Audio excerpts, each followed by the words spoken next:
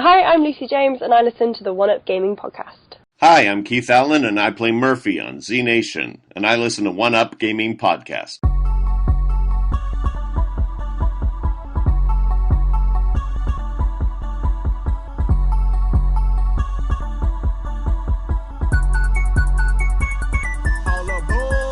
I bang with One Up Gaming, drop more hits once I'm famous. The best, that's what our aim is. All platforms, what your game is. To the leaderboards, I'm coming. See me in a shooter, I can promise I'll be gunning. When I hit the music charts, I swear I'm gonna run it. Conte One Up, you can try, but we done it. Let's go. Alright, let's go to the best place for reviews I know. Xbox One and PS4, Wii U as far as consoles go. They do handheld PCs, merchandise for you and me. Contests that you gotta do, the prizes are for gamers who going hard all day. We really the boys cause you're just that great. Can't lose, there's too much at stake. You're a certified badass when you play. I bang with One Up Gaming. I bang with One Up Gaming. I bang with One Up Gaming, drop more hits once I'm famous. The best, that's what our aim is. All platforms, what your game is. To the leaderboards, I'm coming. See me in a shooter, I can promise I'll be gunning. When I hit the music charts, I swear I'm gonna run it. Conte One Up, you can try, but we done it. Let's go. Go hard all day. Conte, go hard all day, man. With One Up Gaming. Well, welcome to the One Up Gaming podcast, episode 251. Now, this week it's going to be different. I've invited a couple of old guys on from the show from years ago. Now, the two people who are on this week is me, and then there's Eddie, who hasn't been on for 22 episodes-ish, and that doesn't seem like a lot, but we've been moving and stuff. It's been about a year. And then Zach, who hasn't been on for, I think, 50 episodes. So, I'm not going to promote it, not going to plug anything. I'm just going to press record as I start the call, and then we'll just go from there. So, thank you guys for coming on. It's One Up Gaming, episode 251.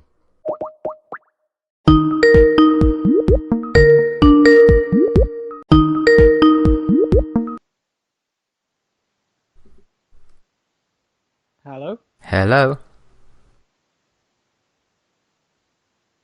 Hey David, how's it going? It's fine, thank you. How are you? Good, thanks. Good to speak to you. It's been a fair old while. It has been a while, man. It's been a while. Episode 250. Jesus Christ. How long has it been? It's been a while. It's been quite a while. 250 episodes. 250. I remember when we were on like 40 something. Yeah, that's like 110 episodes ago. No, it's not. That's two. Jesus, man. I'm the youngest here and I feel old. Oh. Yeah, I think you were. Were you 17 when you started? Yeah. Fucking hell. Jesus. I'm 24. That's a long ass time. Wow. You're a veteran. Oh shit, I really am. Yeah. I really am a veteran. Oh. Okay, so what is going to be episode 250? Well, 250 it shows you don't listen, because that was the one we've just done. I just thought it'd be nice to have as the 251 as some of the original team back. Oh, You know what I meant. So are we just gonna do like the normal news thing, or are we gonna make this special? How would you make it special, Eddie? Oh, I'd say us rambling about random shit for about 2 hours, just like the good old days.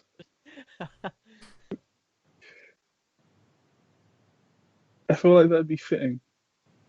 That'd be fitting, would it? Oh, 100%. Just no structure whatsoever. What was episode 250 like? Zach, could you get a bit closer to the microphone? It sounds like you're the other side of the room. Oh, do I? Yeah. You know what, I think my microphone might be set up wrong. I've got like a headset on. Obviously, it's not working.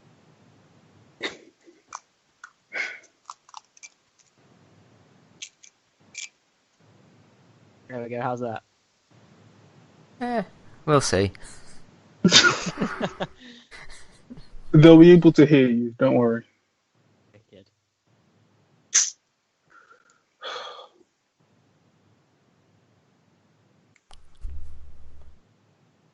But So, this is why we stopped doing the podcast. this is When do we the go? thing. Are we on? Are we live? Have we started? Is this live? Are we live? Do we Oh need to no, introduce we ourselves? never do live. Never do live. Oh no, too much editing. We're not prepared. When was the last time we were actually prepared for one of these things? Let's be honest. When was the last time? Eddie, because of you, Matt Small from... I've completely forgotten the name of the studio, will not speak to me anymore. I don't even remember what I did. You were saying something about I'm Batman or something. Oh. When I was saying his voice is really deep. Oh fuck. I felt kind of bad, but that was a good joke. Vector Unit, there we go. Right? Oh yeah, when he was talking, his voice was so deep, man. Like, fuck. I thought he was just gonna start screaming, like, fucking, where is she? Fuck, it was too deep. It was really, really deep. Like, it was the voice of a man who either had never had a lozenge in his life or drank thunder. It made no sense. Frank Thunder. It was just like, it was like that Stood at the top of rambling a deep. mountain, unhinged his jaw. Waited, weathering the storm. All for the deep voice. But he won't. But wait, so he won't speak to you anymore because of that? No, it won't reply to my emails anymore. Oh, I know I should feel bad, but I really don't. No, Eddie, what you should feel worst about was when you sent over a written review. Uh-huh. I emailed it back to you saying we need to have at least 500 words. Yeah. And then you emailed it back to me, but you just sort of like increased the size of the letters to make it look like you'd filled more of the page up. I remember that. Oh. This should be a podcast. I did the same thing. I did the same thing in college, but it actually worked that time. I shit you not, that actually worked. They just thought the word count was broken. I was like, yes, it is. I took it. I took that win and ran. Oh shit! I remember when I wrote that goddamn review that was so bad. What was it? It was for I can't remember the game's name. It was a first person role playing sort of game. Yeah, like a horror role playing game where you Yes. had to like figure out what was going on, but the game was so bad. I think the Jesus review Christ. basically said that you wanted the people who made the game to die. Yes. I spent 2 hours of that game, of trying to play that game, stuck in a rock. And I spent 5 minutes reading that review. It was like, nope. It was the worst thing I've ever played. And then, I remember writing that review. That was the craziest shit. I don't think we ever put that review up. I don't think we did. I don't think we did. I don't think we Not that it did. was that bad. Oh, Christ.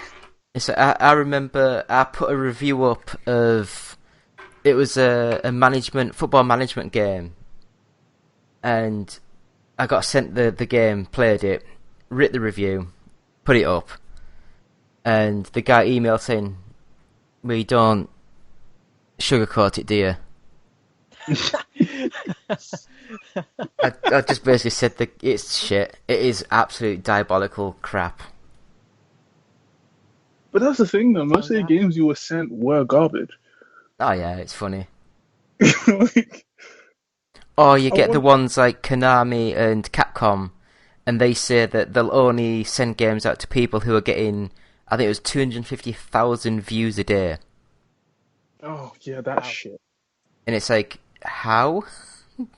How the fuck are you supposed to do that, even with a YouTube channel? That's a ridiculous amount of shit. But fucking, I remember reviewing. It was another football game actually. It was one of those. What was it? Dino Dini's football revival? Yes. oh my god. And that got slated. Kickoff revival. That's what it was. Dino Dini's kickoff, and it got slated everywhere. And the guy released a video basically complaining, saying like everyone else is wrong. It's a great game, and I was like, bro, it's not. It's really bad. Why are we sent such garbage? I will never understand. To be fair, with that, I wanted that game. Bad stuff. Did you? Yeah, because I loved the original. It was a remake, right? It was a sequel to a game from.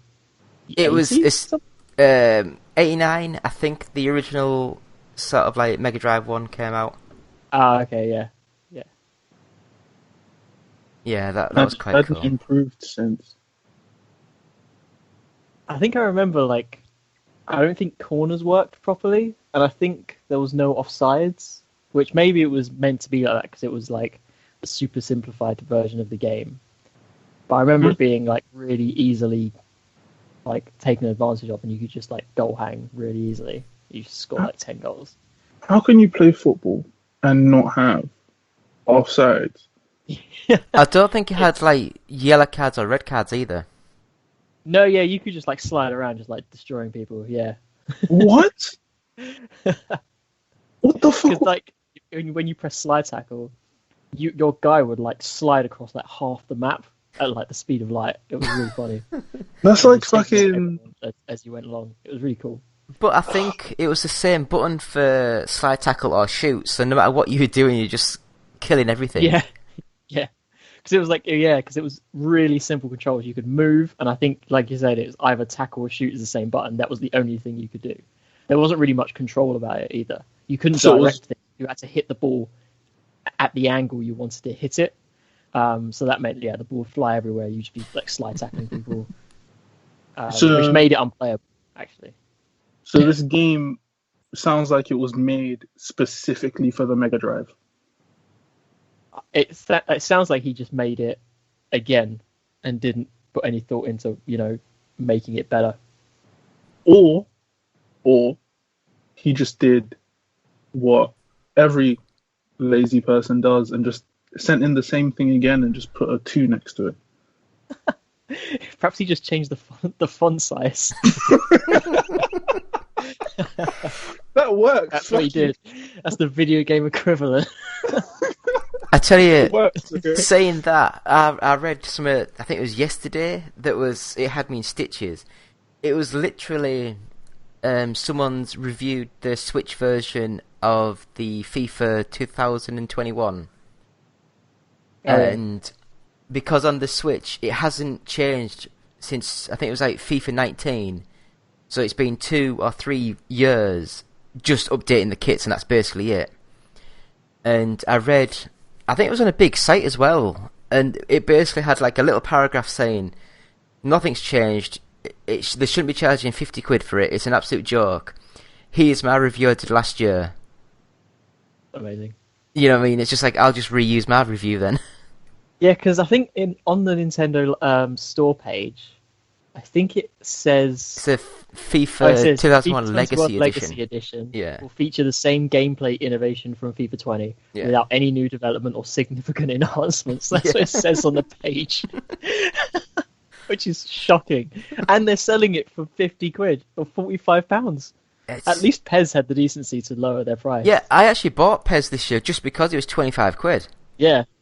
Which I think I think that's a better thing to do. Just like... Yeah, I think football games, because they're pushed so much to try and get them every year, they should just do like the big one for 50 quid and then the year after for £25, which is basically little tiny things and the kits. Yeah. And then the probably, year yeah. after, like, you know, or even do what people were talking about, pay £10 for the game, and then have like a £2 a month subscription or something stupid. Oh, forever. Yeah. And they just keep updating every month. You know, add new features, add new teams, new kits. Well, I think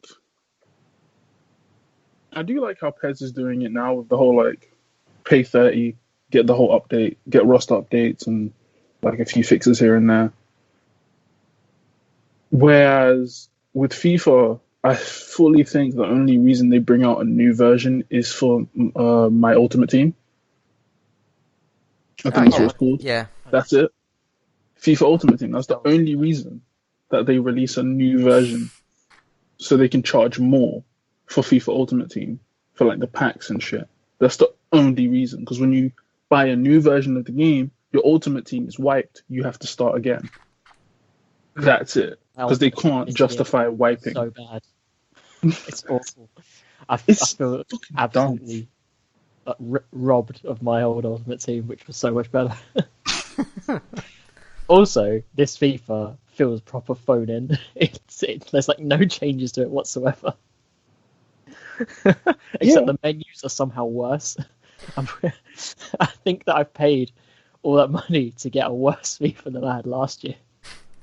But say, is it me, or has the FIFA games just slowly and slowly and slowly got slower?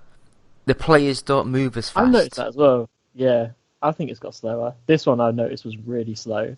I've noticed in Ultimate Team, there's like two modes: the squad battles, which is offline, and then like the division rivals, which is playing other people. Squad battles is way slower than playing other people online. I don't really understand why. It's just really jarring going between the two modes. I feel like it's literally just so they can make you feel like, oh, I need to play against other people. Use the online function. Yeah, maybe. It is much more fun when it's high game speed than normal. And squad battles is just it's dead. It was horrible playing it. It just like it feels like playing walking football that people play, where you just walk around. The fuck is walking football? What? You can play like. I think it's primarily aimed at like older people. It's what I would have to play because my knees are knackered. Yeah, for people who can't run, like David, there's walking football. Oh my god! So you just walk. You walk about the pitch. Oh my god! It's better than golf. Oh my god!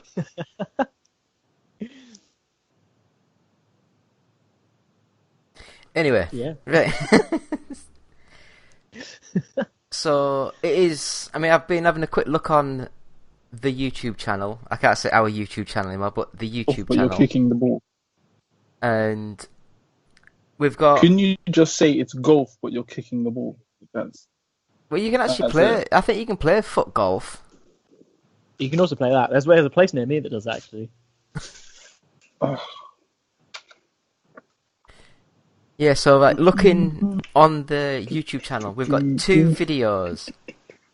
Can anyone guess the most viewed video on the website? The most viewed... I don't know, I wouldn't even know where to start, to be honest. Is it a review? It is a review, and it is one of my reviews. And it's one of David Cameron's reviews.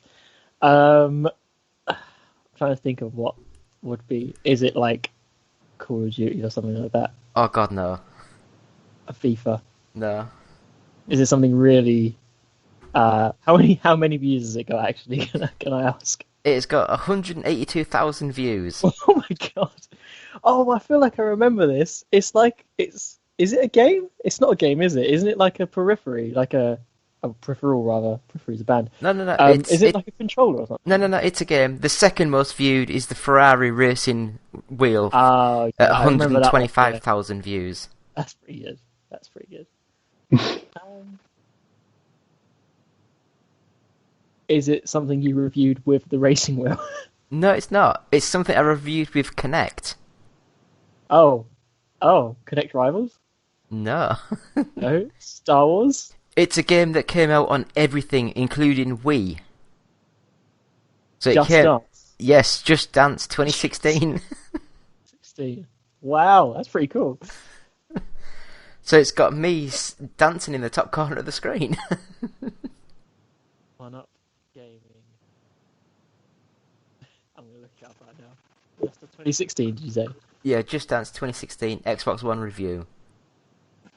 182,000. Amazing. And I got 80 quid for that. You got 80 quid for that? Yeah. Nice. That's good. And the racing wheel, 125,000, I got about 45 or something like that pound. And then YouTube decided to change the way they pay people, and I don't qualify for payments anymore. Oh, yeah, they just like wiped it, didn't they? Isn't it like a subscriber count now? No, well, you have to have at least 1,000 subscribers, and we've got near enough 800. So if we can get another 200 subscribers, I can start getting money again.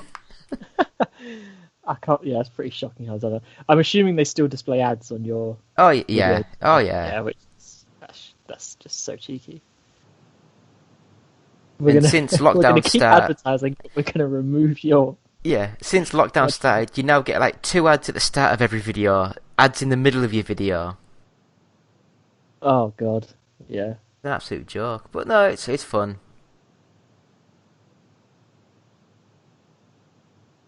I'm watching you dance See, right now. I feel like the issue is the name, because when I type in One Up Gaming, immediately 3 other ones called One Up Gaming just appear. What are you searching on YouTube or? Yeah, I've never really searched for it because I just go to my channel page. I don't search. there is one called One Up, which is literally One Up.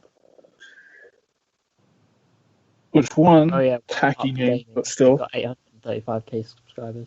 Yeah, they have that many subscribers, but their last video after a day are How the hell have they got- only got 192 videos and Yeah. 835,000? Jesus Christ! I've got 1,500 videos. Yeah, you do. their last video only got 3k views, but they have close to 1 million subscribers, which is, I don't know if that's a good thing or a bad thing or just how life is. I don't know. I will mute that so it doesn't record. Right. Oh, they've started up again. They Recording must... right now. Oh yeah, it's. Ah, sweet. I'm just gonna put it up as a.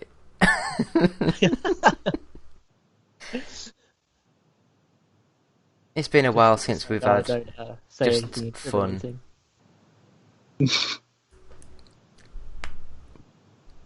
So, guys, has anyone managed to get massively into the gaming business? Or Massively into the gaming business. I don't know. I know you, I Zach. can't Didn't you do take it. a job at Sega? So I used to work at Sega. I worked as a video game tester for about 8 months, which was simultaneously the most awesome and most soul-crushing thing I've ever done in my entire life. It depends on what division you get put on. Because I could sit and play Football Manager. So yeah, that's what I did at first. I did a Football Manager, which was good fun. I got to test quite a few things. I tested Total Warhammer 2, Sonic Mania, Halo Wars 2, which was a really random one, because it was made by Creative Assembly. So it's a division, a developer owned by Sega. Yeah.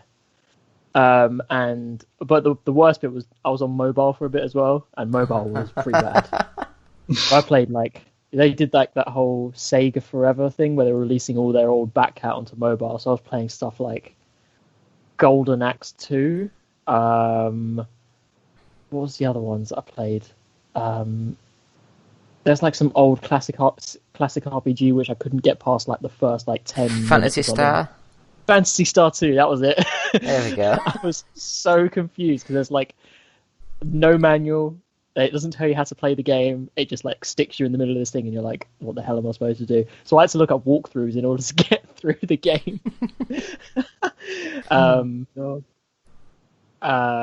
was another one? Something Beast. Altered Beast. Altered Beast. Yep. I played love that game. Sonic the Hedgehog. That was alright because Sonic's pretty good. But yeah, it was good fun. But after a while, you kind of get bored of playing video games. After a while, I'm not gonna lie. But I mean, now I work at PlayStation, so Ooh, la di da. in a way, I've made it. What do you do at PlayStation? I put together all of the promotional campaigns on the PlayStation Store. So all the places where you buy all the games on the cheap. That's what I do. I organise all of that. Cool. Oh my god. So if you ever bought a game on the cheap on the PlayStation, you're welcome. Also, wait. So, Could you just accidentally put some of the brand new releases in that section and just, I didn't realise. Even for £1. Everything for £1. It's my last day, take I it. have joked about that before, just being like everything for £1 for like an hour. Oh my god, the world And would just be explode. like, whoa, what have I done? Everything would go down. PlayStation Network would go down immediately. Oh yeah, they just turn it off. Just like immediately, it would crash. Yeah, I think of the downloads would just crush the internet. PlayStation gets dissolved. No more. Oh Christ! And here I am just making like D&D shit. Making D&D shit. Yeah, bro. Like people. Eddie, I've got to tell you, it was shit to start with. Look, D&D's garbage at best, but at worst it can be, not too bad. I make maps and stories for people who can't be asked because I have too many ideas, and honestly, if you pay Eddie, me, I've read your writing. and people pay me for that. That's how bad it is. It's shit. I still get paid. As long as the idea is there. As long as the idea is there. Right? Like, look, this is the thing, right? Most people don't understand one thing. Like, the reason why video game movies are garbage, the reason why video game TV shows are garbage, is because most games have no story to begin with. Like, everyone hates Resident Evil, right? The Resident Evil movies. But Resident Evil as a game, the story's fucking nonsensical as shit. It makes none of it makes sense. None of it makes sense. It's just madness, isn't it? Like, hey, we made a virus that will kill 90% of the population. Why? I don't know. Every game they go, maybe this time it will work. And then they release it. Just kill everybody. Just nukes. Nukes are simpler. Why using a virus? None of it makes sense. But, like, we still play the games because the story is literally just a mechanism for us to get to the gameplay. Yeah. So, as long as the basic idea is there for a game story, people, they'll say yes to anything. Like, literally anything. For example, what's a game that everyone loves but the story's garbage? Final Fantasy. Final Fantasy 7. That came out recently. Oh, do you mean the remake, not the one from like 96, 97? Yeah, the remake. The remake came out recently. To me, that's recent, it's only 20 years. Okay, the remake makes no sense. Okay? And the reason I say the remake story makes no sense is because what they did is basically just fan fiction. The remake is just fan fiction. It is just, hey, what if everyone didn't die and stuff was different? Yeah, that's what Star Wars is now. That's what I'm saying. Like, most of these stories are garbage. It's like, we like the basic idea, we'll just throff it up a bit. Exactly. It's all bullshit. It's all bullshit. Like, every video game story is 100% bullshit. None of them have any forethought or like deep thinking, because when you dive deep into any video game world, it falls apart immediately. There's It only falls apart there's only immediately. one game I can think of where I actually enjoyed the story much more than the actual gameplay, Okay, what game is this? and that was Telltale's The Walking Dead Season 1. That was a good. See- That was a good season. See, now that's the thing. Telltale, I feel like Telltale had, I don't know what those writers were on. I don't know what they were smoking. I don't know what Adderall they were taking, but they were just legends. They could make any game, because let's be fair, Walking Dead is a stupid premise. It's just dumb. Everyone's alive in a zombie. These few people are alive in a zombie apocalypse. How do they live? I don't know. They're probably gonna kill each other. Oh wait, yeah, that's exactly what they do. It's yeah, it's zombie apocalypse. Never been interesting, but they make it interesting. They made it interesting in a game setting, which is difficult on its own. Yeah, And 'cause ultimately, a zombie apocalypse is the backdrop. And then Exactly. It's all about the people surviving and the emotional connections they make with each other. And I feel all like that games stuff. don't do that enough. Yeah. I feel like games just kind of don't take the human element into it. They're just kind of like, oh no, this entire game is about you being a hero and doing crazy shit, but you can have emotions sometimes. There are emotional sequences that we will force on you, and you have to feel something. But with Telltale, it was just like, oh no, you're gonna feel something all the time for every decision you ever make, and you're gonna feel like a piece of shit because of it. But it's like then you get the developers, which, don't get me wrong, the rebooted Tomb Raider game was really good. But right at the beginning of the game, I killed about 8 people. Didn't bat an eyelid. Slaughtered them. And then she killed someone in a cutscene and she's all broken up about it. It's like, love, you just killed them 8 last there. Yeah, Just get and over that's the it. thing as well. At that point in the game, you have stealth kills. You rip people's throats out, and she has a one-liner each time. But then someone dies in a cutscene, and she's in tears, and it's kind of like, wait, huh? Are you a vicious killer or not? Because I'm very confused. Because I just took a man into the bushes and made sure I he'll bet never you see did, his mate. family I bet again. you did. See, no, this is the banter I've missed.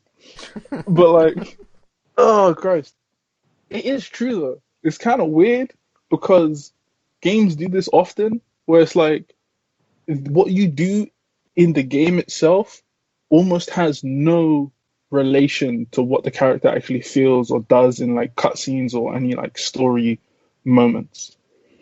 I think there's a very long word for this. I'm going to Google it before I say it because I will look like an idiot if it doesn't make sense. But I think there's like what it called? Ludonarrative dissonance. See, it's 2 words. I lied. Yeah, it's like you say, it's like this whole aspect. Every time you make a decision in game, you kill like 8 people, and yeah, your character gets like broken up about it. And I think it's a massive thing in video games about dealing with that. I think Ubisoft games suffer from it quite a lot. I think it must be from like, I think developer teams often work like so far in isolation from each other. Like the story guys don't work with the gameplay guys, and like the menu guys don't work with everyone else. Blah blah blah. So they push all these different elements into the melting pot of the final release, and then it just feels like a complete mess. Which I think games can do better at. Which always seems like why violent video games and like games that always want to be violent, like something like Doom, why they always seem to work really well, because everyone is on the same understanding. Because everyone's like, just make it as violent as possible. But that's the thing, like even Doom Eternal has like the story that it has is good. Because like if you read the pickups and stuff that you grab from around the world and whatnot, Yeah. it tells a story and it's deep and it makes sense and the cutscenes make sense. Like, but outside of that, yeah, you're just a guy that likes to tear things heads off with your bare hands. Meh. But but when you step away and you start reading the story and shit, it's like, oh, I like to tear things up with my bare hands. because this is how I was made to be. And then you start understanding the character a little more and why he hates everybody. But like, but then you have games like Destiny where it's like they pretend that they have a story, but it's just like, hey, I'm going to give you a reason to shoot this thing in the face. Don't ask too many questions. Oh man, Destiny. I think Like- Destiny's probably one of my most like disappointing games I've ever played in my entire life. It really I was so is. excited. It really And then is it all- because it has such a good story. Yeah, and then it was just like the first 10 minutes of a video game, just repeat that forever. And I was like, wow, this is boring. Fucking, you know what it is? You know what it is? You know what pisses me off about that? It's like that is an actual genre of video game. Those are roguelites. That's Oh, yeah. If you want to do that, do that. But don't then half-ass it, turn it into a looter shooter, and then fuck everything else. If Destiny was a roguelite, I'd be like, yes, best game ever made. But no, it's a looter shooter where most of the time you're doing the same thing you did 3 weeks ago. And the new content is just old content, new skin. Like, what are they making us do now? They're making us go to, I think the newest one, they're making you go to Europa, which is nice. That's going to be cool. Fun, right? Yeah. But you're just going to fight Fallen again. The same enemy you've been fighting for, like, how long has this game been out? And they 4 released years. The second one, I was like, oh, sweet, there'll be like new enemies and stuff. There's literally no No. enemies in it. It's like It's the the same. same shit. I'm like, fucking, fully, I will 100% take blocky graphics. I don't give a fuck what they look like. Make it a square with eyes. Just give me something new. Give me something new. Because I'm tired. Minecraft Steve in Destiny. Oh my god, yes. Spoken. Fuck it, yeah. Sure. I mean, that's what Put I Minecraft- enjoyed about the Halo games when Bungie went away and the new developers came in. At least they didn't put the flood back in. Oh, Jesus. Oh, I like the Flood. Oh god. The flood gave me nightmares when I played that They were game when I was a terrifying, kid. absolutely. I'll forever remember that first mission in the original Halo where you meet them for the first time. Oh, fuck. And you watch like the helmet cam of the footage of the guy getting like eaten by one of the little parasite things. It haunts me to this day. That mission was horrifying. Just you reminding me of it gave me fucking shivers. I hate that shit. I hate that shit so the guy bad. was called like Private Jenkins, the guy that you find. I think that's how much I remember it. Is that was his name, Private Jenkins? But yeah, that was a good mission. I like the Flood. They just kind of like made it.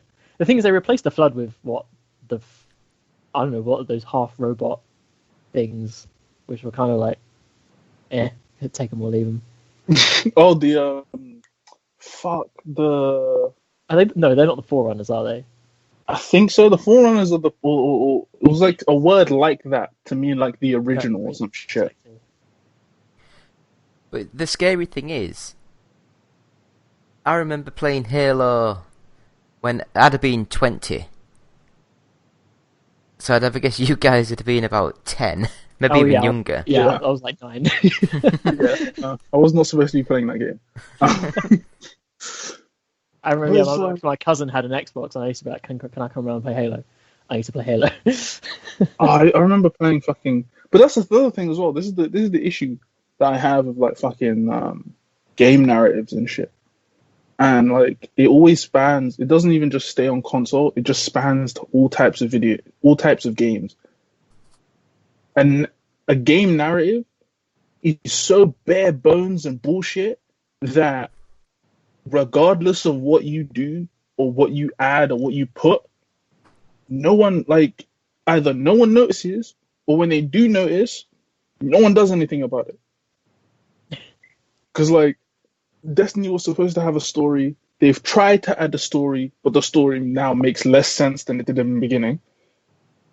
And then fucking Halo kind of has a story. I used to love the Halo not stories. really. Mm. The only story I liked from Halo was ODST. The only story I liked from Halo was ODST and Reach. Everything, all the other games, their story made no fucking sense. DST. What game? Yeah, Reach was based on the book though, so I feel like that's when the game stories make better sense or more sense when they're pulled from a different property. When the story itself is pulled from a different property, the game story itself is better. but when the story is built for that game, usually it's shit. I can't imagine story writers for games are paid very much, are they? I bet it's probably not one of the Fuck most no. fundamental places. It all goes into the graphics, man. 6 Yeah. billion polygons. What more polygons? We need more. What's the But this is thing the they thing, measure like, power of consoles in now? What is it called? Teraflops. We got teraflops.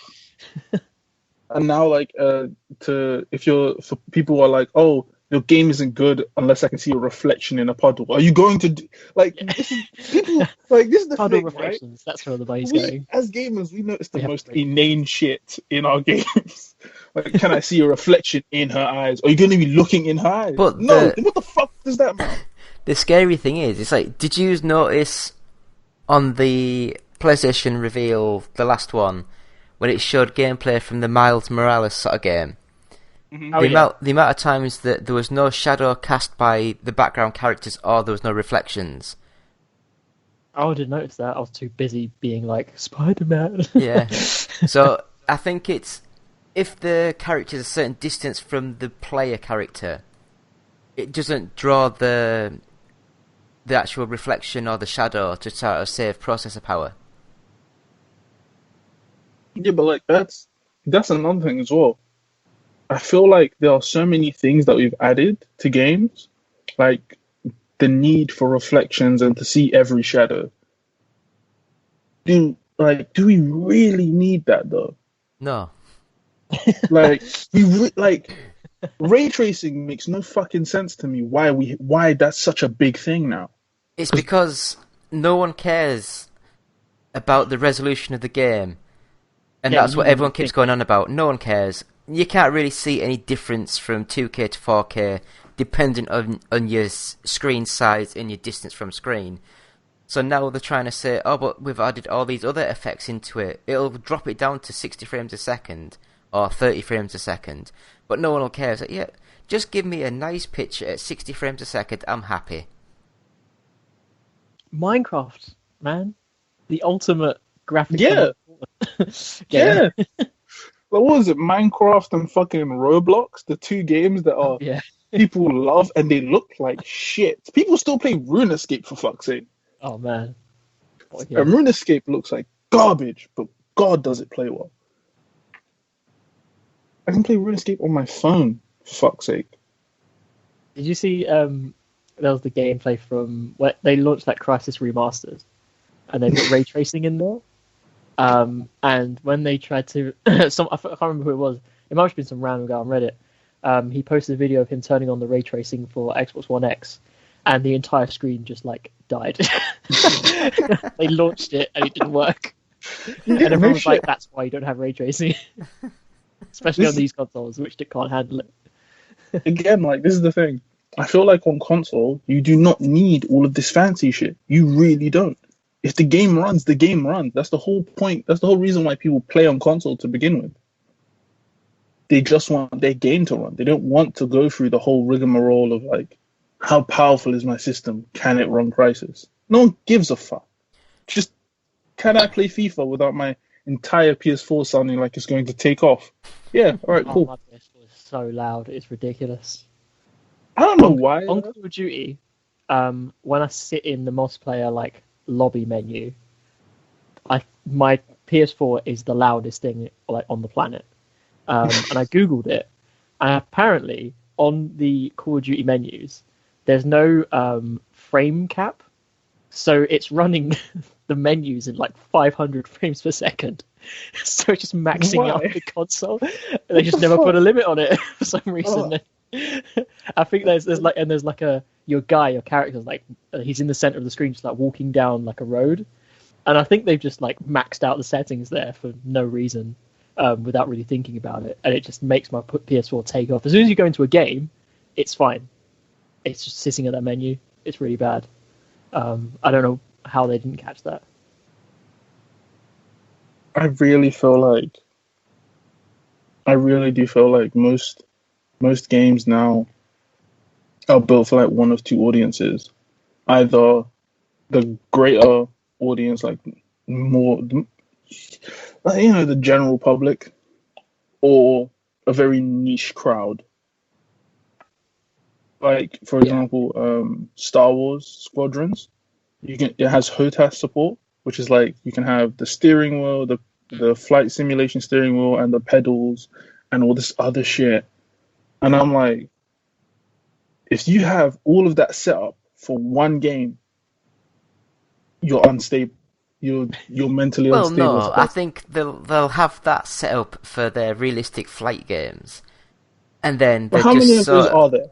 Oh, there's loads. You can actually get your 200 hours, sort of like flight time in simulator now. Stop. They're that realistic. Oh yeah, that good, aren't they? Yeah. Oh my god! Let me do that with my driving. Let me do that with the driving Simulators. test, please. Let me do that with the driving test. Let me just play GTA for like 200 hours as my driving test, please. That would be fucking great. Because didn't when earlier this year when the F1 was called off, they just started playing F1 2019 Yeah. on like massive like what's the word, like driving things. Didn't someone get fired for cheating on that? Yeah. Yeah, one of them. Yeah, one of the guys hired a gamer to come around and take his space. That's the dumbest shit to cheat on, man. It's like on one of the first, when it was actually, I think it was on TV. It was on one of the channels, or was it maybe on YouTube? It was maybe on their channel. But Lando Norris, the driver for McLaren, in the build up to it all, they were basically saying that he actually plays like the sim racing games anyway, and he was like the big name person for that sort of race. And I was watching it, and it was about 10 minutes into the race, and his car was just not moving. and eventually it started moving, and this, that, the other. And I think eventually he came third. And it was like, oh yeah, I thought that it started at 9, not 8. He was just out having a drink or something. God. Oh, Amazing. that's like the peak of like lack of time management. I don't know how you could be. I don't know how you can be that bad at time management that you're late for a race. Then again, they might have been marketing it in, say, America, so his email was, it starts at 9 o'clock in the morning, and he might live in Monaco, so he might be like 9 hours ahead of him or behind him, or...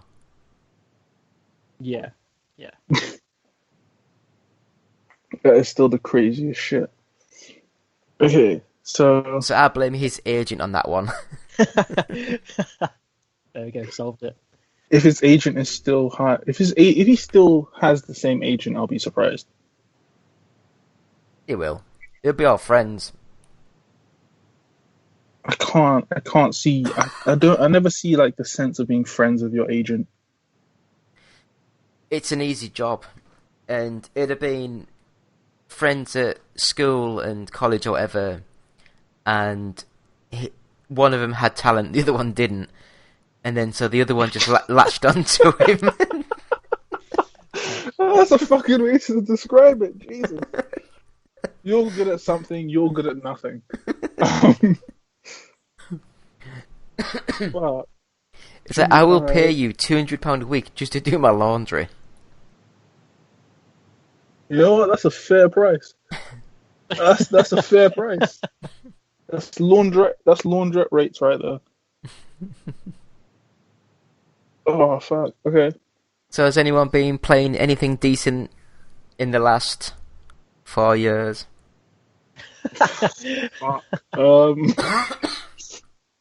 I have something.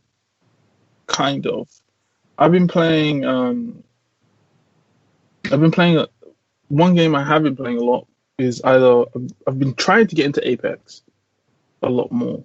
Like just competitively. Trying to get into that like competitive scene of Apex Legends, which is a lot more fucking difficult than I thought it would be.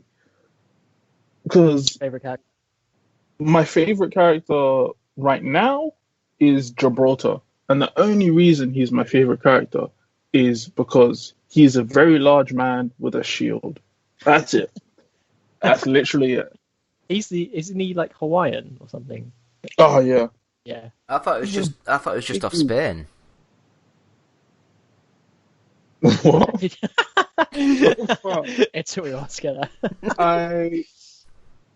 I slowly put that together. I was like, oh yeah, right. There is a place called Gibraltar. I don't even know what the fuck Gibraltar is, to be fully honest. I probably should, but I just don't. An island owned by the UK off the coast of Spain. There you go. You know what? I'm not. I'm For not. military I'm not even gonna touch reasons. that. I'm not even going to touch that. I'm not even going to touch that. I'm going to pretend. I'm just going to leave that where it is. Because, nope. Oh yes, Zach, you might be able to help me. You probably won't. I can't, but I bought FIFA 20 on the PS4 because it was £15 or whatever it was. Yeah. I turned it on. It booted up to the sign into the read this EA agreement thing. Right. I just clicked yes. And then it said signing into the EA network. And it came up with a big massive error message saying my account's locked or closed or something. But it's the same email address I use for my Switch and for my Xbox One. Okay. But for the PS4 it just won't let me play online. That's weird. That's what I That's thought. an EA thing. That's an EA thing, I think. I sent a tweet out to him, but they ignored me. It's like everyone. Yeah, I think they ignore most people. I think they reply every now and then just to keep up appearances. That they actually EA has answer. enough money to. EA has enough money to kind of just ignore everyone at this point. But they don't Yeah, care. I've already bought the game, so Yeah, exactly. They've got your money. Everyone with it. so now I'll have to just buy everything for the Xbox. Yeah.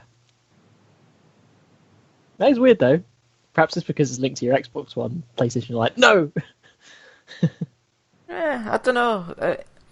Because I when that game you guys were just talking about, which I've completely forgotten, apart from Gibraltar, Apex Legends. When that first came out, I downloaded it, and I went to play it, and it came up saying, can't sign you in, so I just deleted it. Yeah, no, that makes sense. That is something that keeps happening a lot on console. If you're doing like anything that has crossplay, any game that has crossplay or like cross save, there's always either an issue if you're going onto another console or if you're trying to play between two. So that if you jump from your Xbox to your PlayStation or from your PlayStation to your Xbox, one of them is going to have an issue. It shouldn't do. It really It shouldn't. will though, because neither of them want to do crossplay. PlayStation doesn't want to do crossplay because they're PlayStation and they own most of the market anyway. They're not going to give that up.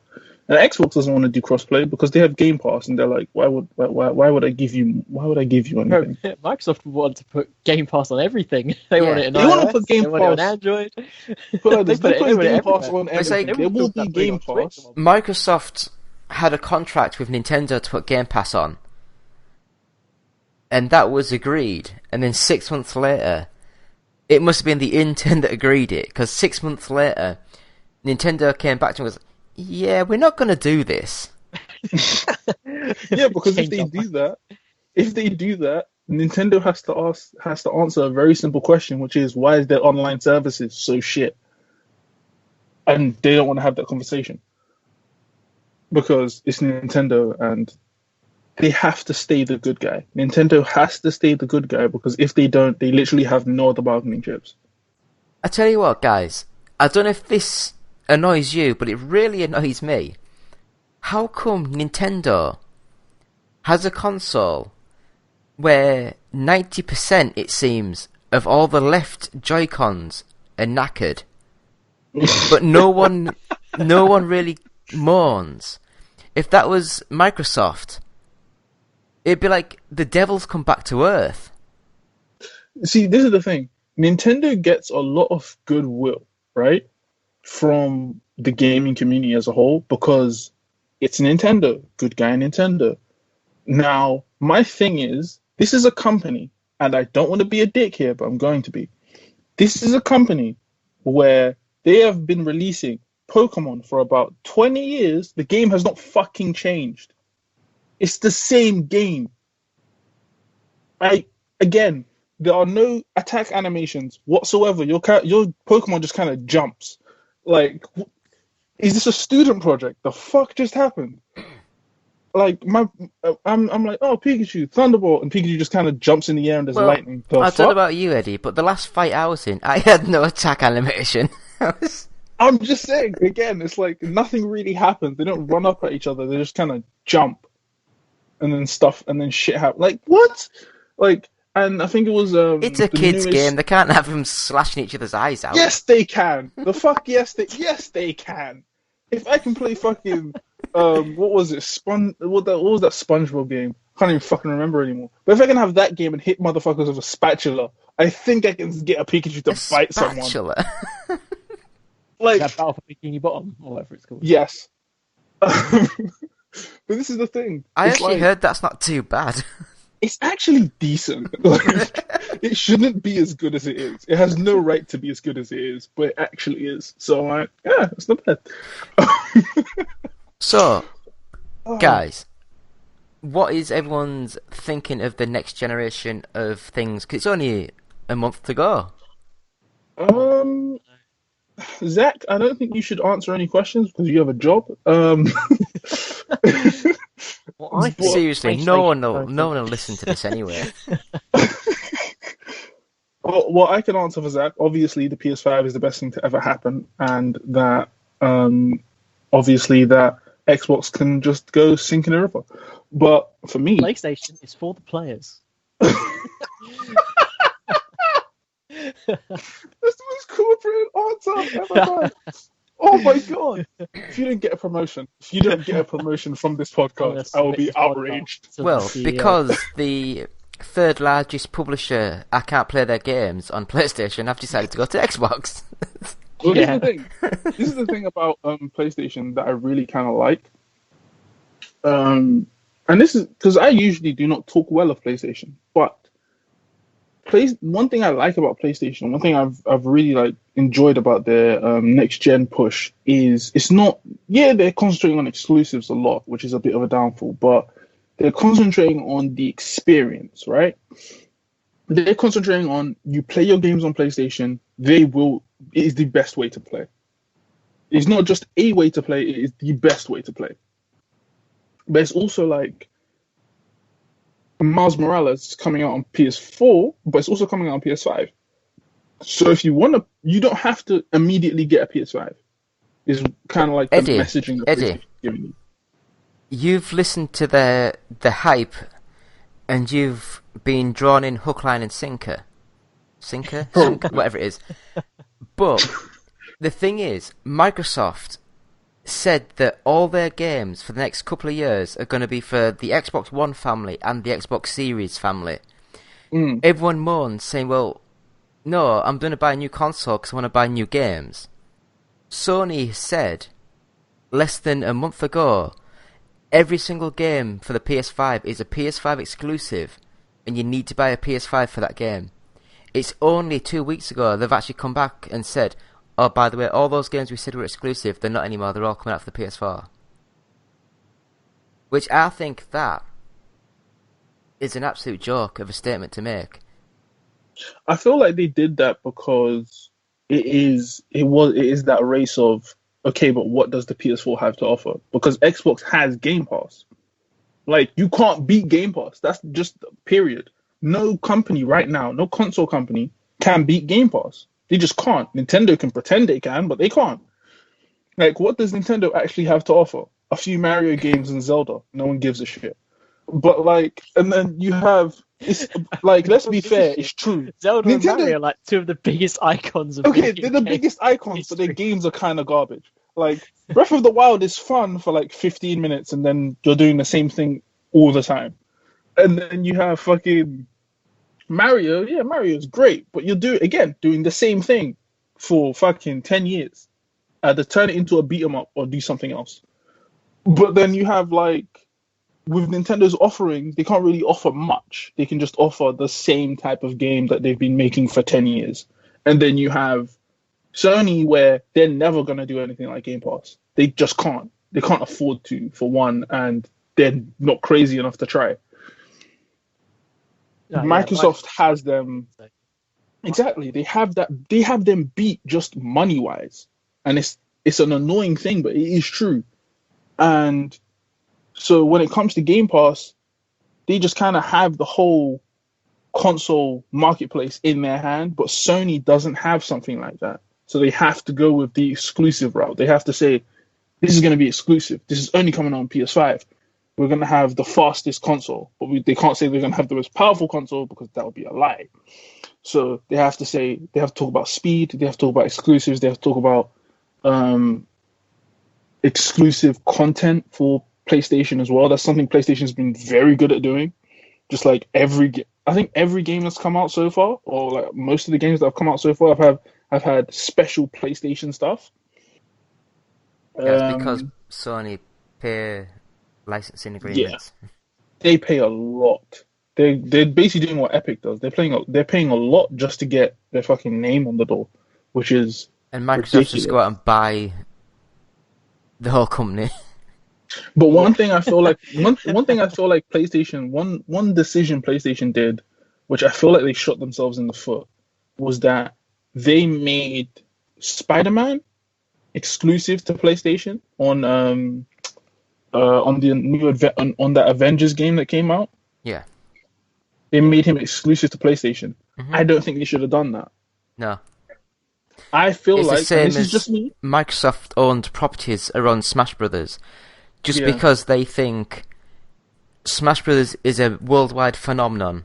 Don't know why it's a shit game, but people like it. They might as well include their characters, so people will think, "Oh, where are these from?" And it might make people look into the Microsoft sort of stuff. But that's the thing as well. Like with Sony, people already dislike you for the Spider-Man thing. They don't like you because of this. This is the one thing that people dislike Sony about. Their stranglehold on Spider-Man. So the fact that you made it exclusive on your console, what you could have done, and this is just me, take it as free marketing science, made it free and or at least discounted on for PlayStation Plus or just PlayStation users, and then make everyone else pay for it. PC, you want Spider-Man, pay for it. Xbox, you want Spider-Man, pay for it.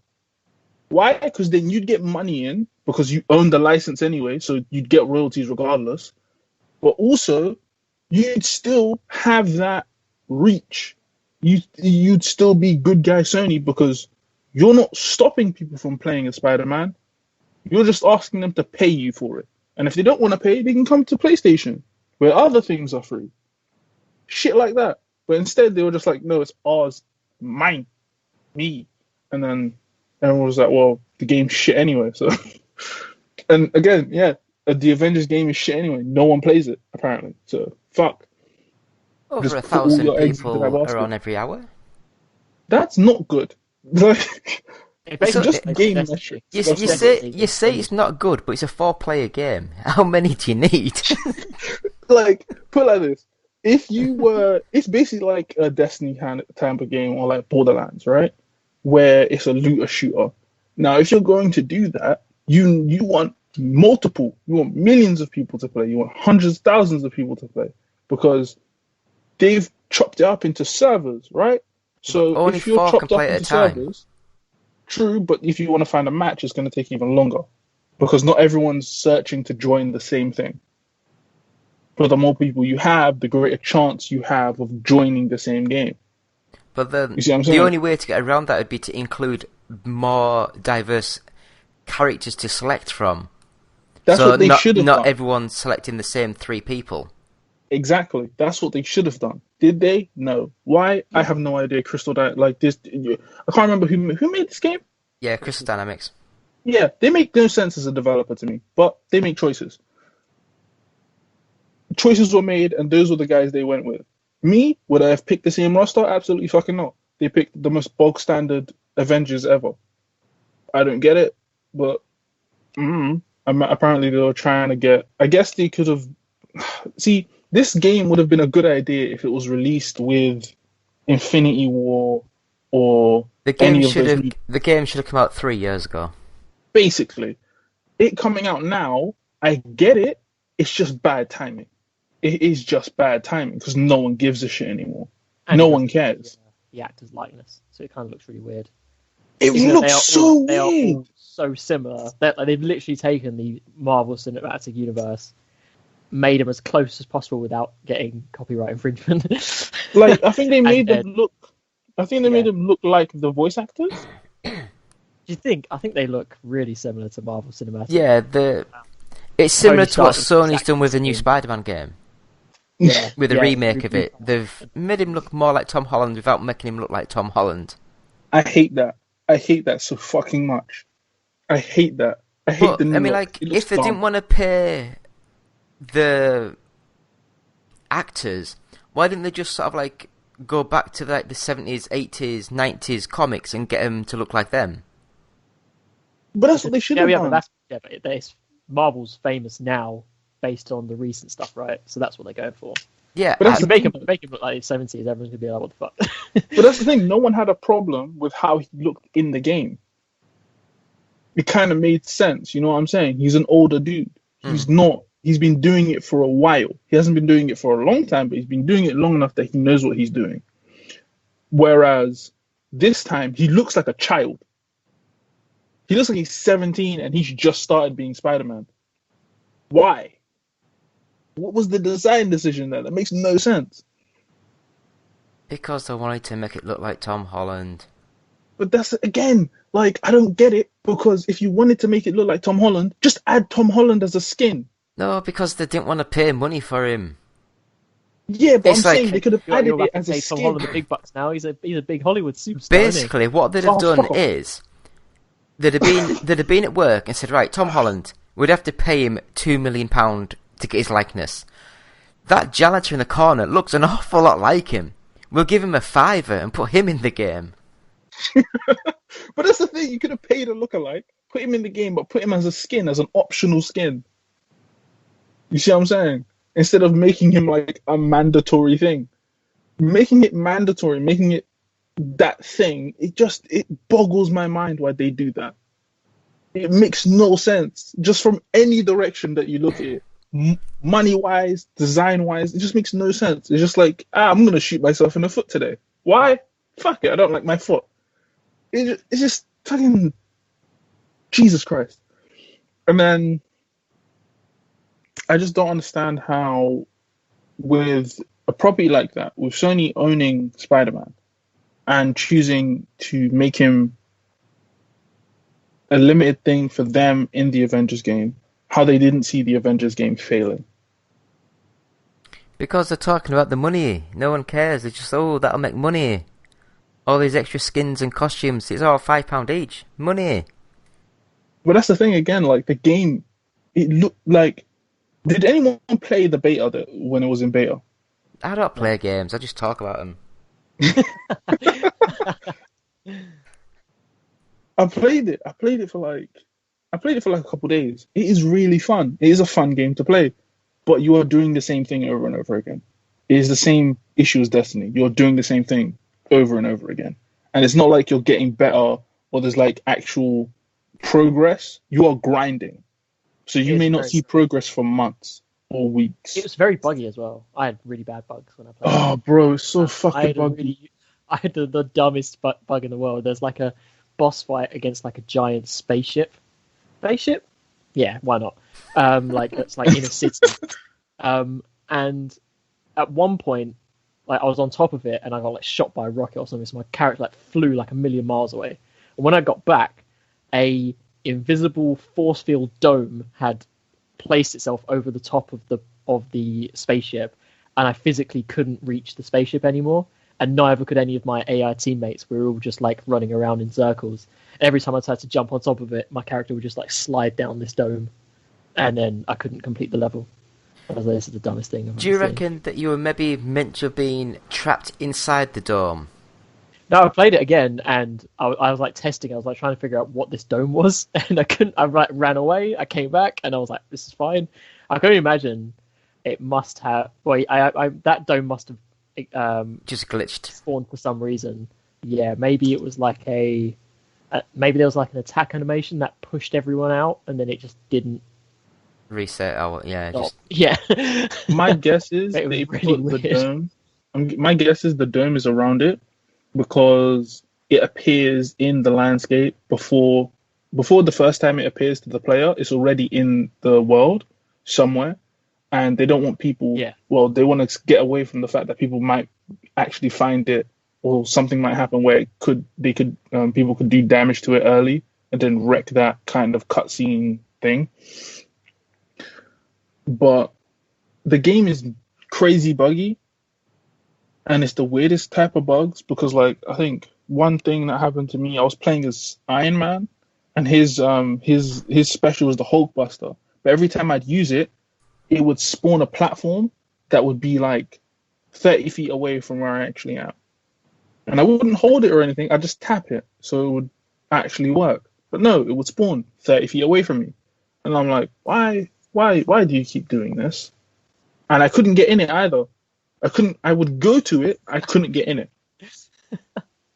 It was so fucking bizarre. It's pretty bad. So yeah, I had a bug where I was playing online with 3 other people, and all the enemies spawned for everyone else except me. So I had all the like the other people were playing with were like running around like punching and doing like cool combos and stuff, but I can't see any enemies. So I was like, "What are you guys doing?" And then when it completed, well, when we beat all the enemy, they beat all the enemies. A door that was supposed to open when you defeat all the enemies didn't open, so we were stuck. We couldn't progress with the mission. That's cancel it.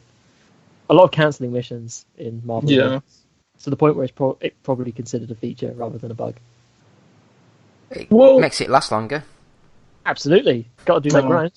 Obviously, they need you to grind through their game, or why else did you pay £60 for this software?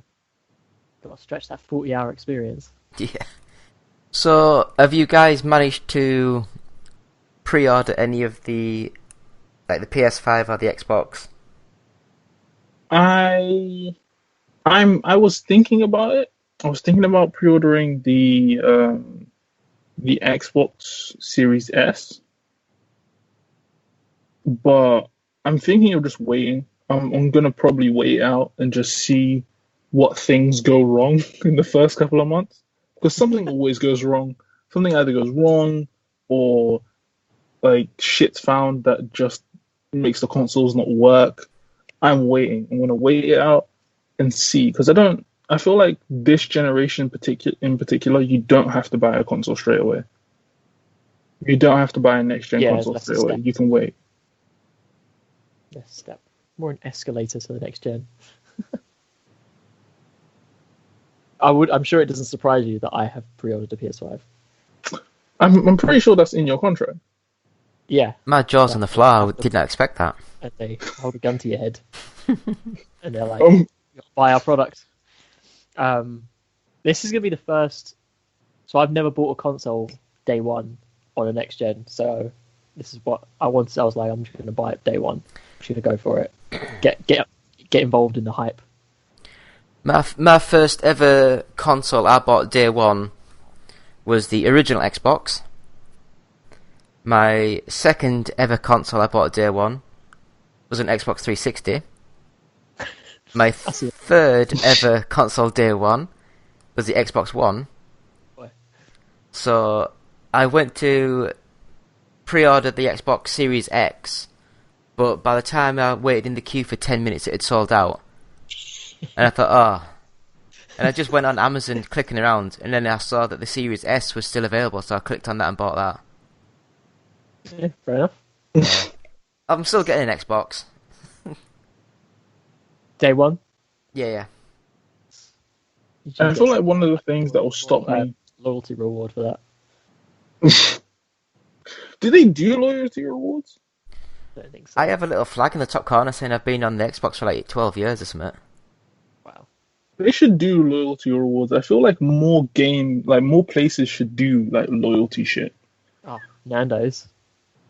Yeah, but like, let's be fair. How many times do you go to Nando's a week?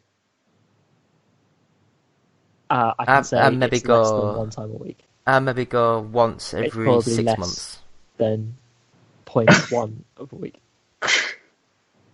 Yeah, exactly. Like fucking Nando's. Granted, it's culture, like it's cheeky Nando's, but like fucking no one gives a shit. To be fair, like no one actually goes to Nando's and like, you know what, I'm gonna have a meal. No, people go to Nando's and they're like, you know what, I feel like shit. I feel like having mild chicken. That lemon and herb. That's it. It's just I feel like having mild chicken. That's it. When I was at uni, they had a Nando's stand at my freshers week, and they had like one of those big spinny competition things, like you spin the big arrow and whatever it lands on, you win. And I won the biggest prize, which was a whole chicken for free. And I was very, very happy. I'm not gonna lie. That's just like going to Tesco's at 10 o'clock at night and getting the whole chicken for like £1. Yeah, like reduced. Yeah, Ah, fuck. I used to work and at students Tesco. go mad for that kind of stuff. So obviously everyone went mental. That's why I laugh. I used to work at Tesco. That shit. I'm gonna say this, and it's very fucking true. If you go, if you shop at Tesco, one thing you need to do, depending on Pay what for the products. store it is, no, depending on what store it is, go to like five. Wait until like 5 or 6. Go to the bakery section. They'll be slamming down everything, like dropping the price on everything.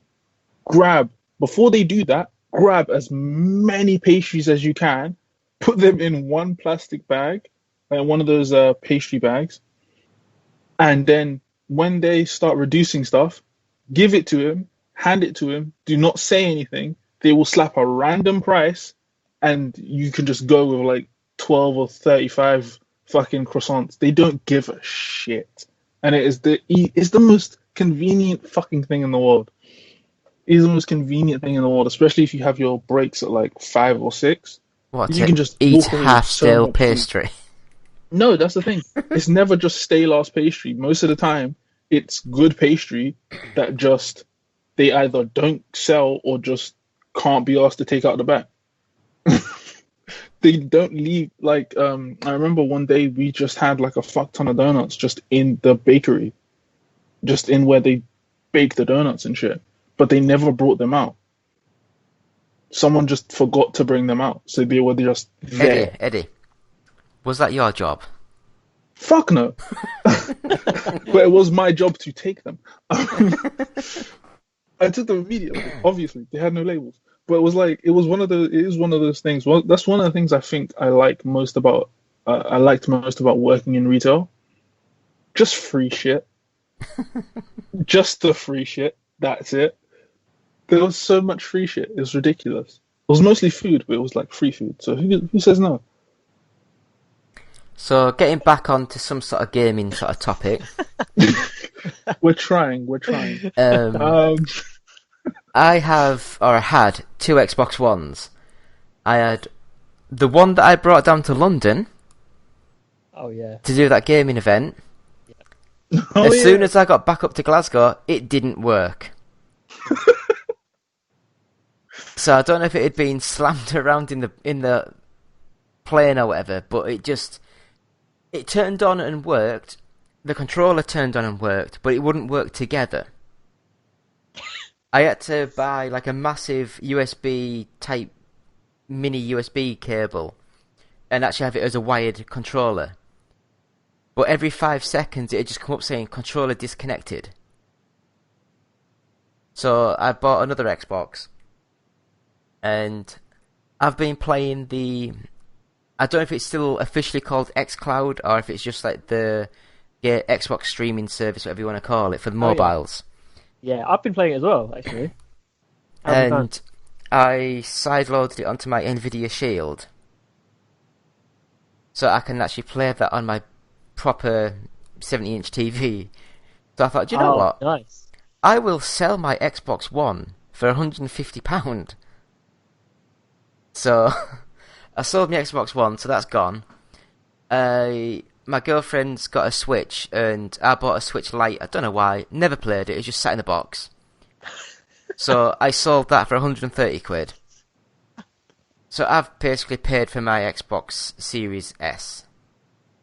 But I will say the xCloud, if you have decent internet, it's not bad.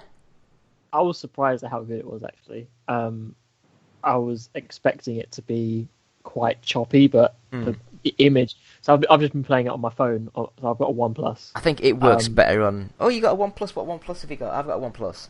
a 6T. Oh, you? I've got a 7 Pro. Oh, is that the one with the little camera that sticks out the top? Yeah, that's why I bought it. Amazing. I actually But yeah, have the I same thought it was thing. quite good. Like the screen never the resolution never really dipped. particularly On the bad. It was still, like, screen TV, I tearing. think it does pixelate a lot more, but I think it's because it's on such a big screen. Yeah, I think it. What did you, screen on my, compared to my 11-inch screen? What did you play? Halo. I've played Forza 7 because that's just come out on it. I've played the Killer Instinct. I've played quite a few games on it. I played that Minecraft game, the Minecraft Dungeons. Dungeons. yeah, because it has touch controls. Considering I don't play games, I know an awful lot about them. Well, I hope so. Shit. But no, I played Dungeons because it had touch controls, and it's actually decent. Like there's a bit of input lag, but it's actually decent. What is Minecraft Dungeons? I don't actually know much about it. Is it It's like a fucking looter shooter again. Yeah, it's like a 4-player, top-down hack and slash sort of game. All right, okay. Yeah, kill things. It's get supposed to loot, be good, do it. but a lot of It's things are alright. supposed to be good. It's supposed to be good. You can say that about every game, couldn't you? It's Yeah. supposed to be, but It's all right. It's not special, Minecraft. but it's not, it's decent. It is a decent game, but like it is very good at showing like how amazing touch controls can actually be on very simplistic games. So Yeah, like I would there's love to multiple see them ways. add shit. Actually, I want to see touch controls on thing. I want to see if you can play touch controls with Halo or something like that. Yeah. It wouldn't let it on my phone.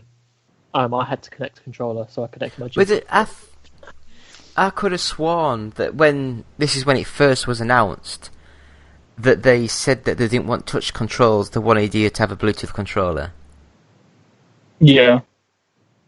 which makes sense because I think so too. the I mean, Xbox especially with a pad game like need Halo, all the there's, buttons like, and multiple stuff. buttons. Yeah. Yeah. You wouldn't be able to But they do do that. have, but the Xbox controller can connect to your phone, which is really good. Unless you've got like my Xbox One Day One edition, Yeah, that does not. which that's annoying to hell because I've got an Xbox pad but I can't use it. But I'll be able to use it on the Series S. Yeah. And then I'll just nick the Series S pad and use that on my phone. Nice. So since we're at the end of a generation, what's the best generation game? What's the best game of the last? I've worded that really weird. What's the best game of the last generation, and why is it Bloodborne? I never liked Bloodborne. You didn't like Bloodborne? Man, I fucking love Bloodborne. It might be like my favorite game ever. I'm just having a look at. I'm not just saying that because I like PlayStation. Because I work for PlayStation. I liked it before I went for PlayStation. Right, let's have a look. So I've just loaded up like the 100 best games of a generation. So Okay. So is this just for Then the you don't play Xbox games One anymore. and PS4? I mean, I guess you can include Switch as well if you want. Oh no! Not that you play it. No. No, okay. Just, But then again, Xbox, Football Manager PS4. Touch was on that. Football Manager Touch is a shout. But Football Manager is a fantastic game. Yeah, I love that. Right.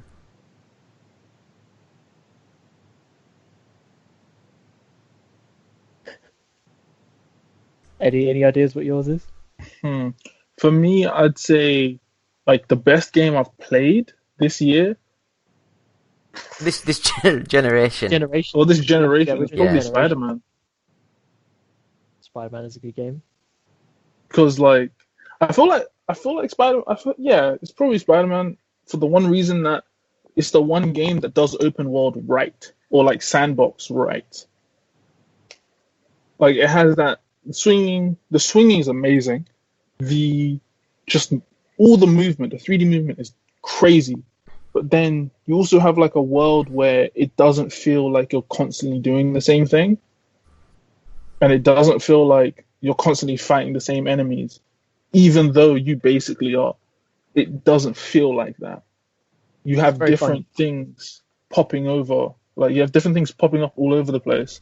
You have different crimes happening. Like just like every time you're swinging through the city, it'll be a couple hundred yards away from you, but there's a crime happening. You can go stop it, or there's a car chase happening. You can go help if you want to. You never have to do anything, but you can. But you're never far away from anything to do, which is a nice little thing. And the DLC was fun as well. Those stealth sections, though, oh man, they were terrible. Those stealth sections were fucking difficult. But they reminded me of Batman, which is kind of weird. Of the Arkham games. Was there? Oh yeah, because I remember you had to. There were stealth sections in that one there, and they were pretty bad as well. I did like the combat though. The combat was really, really good. The combat for Spider-Man was very, very good. Like the dodging and just the active counters were really good. But I'd say that's. I'll probably just wait until.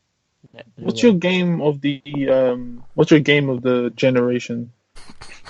besides Bloodborne. Oh, but it is Bloodborne. Bloodborne is the best game of the generation. I'm gonna say something that's gonna shock loved it. and amaze everyone.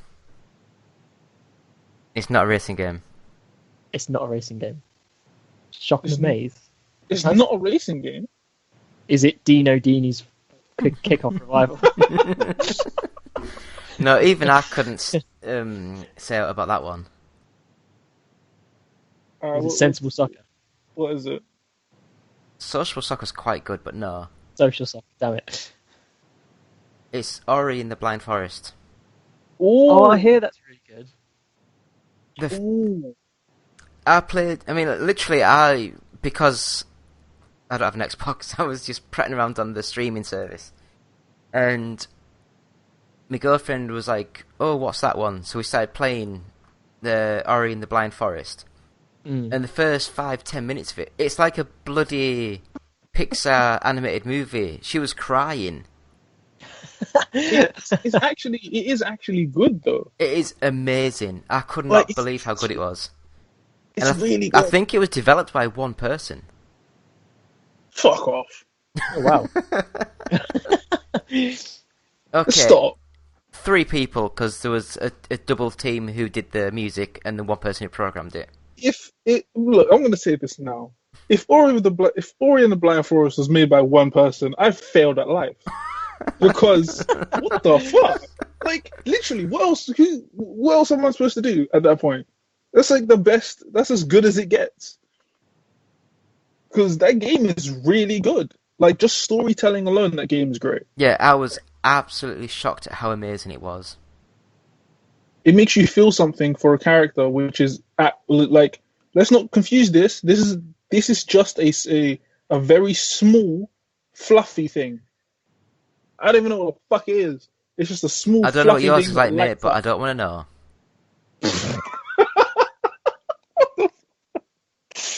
Oh, you know what, David? I've missed this. I have missed this. Oh, okay. I'm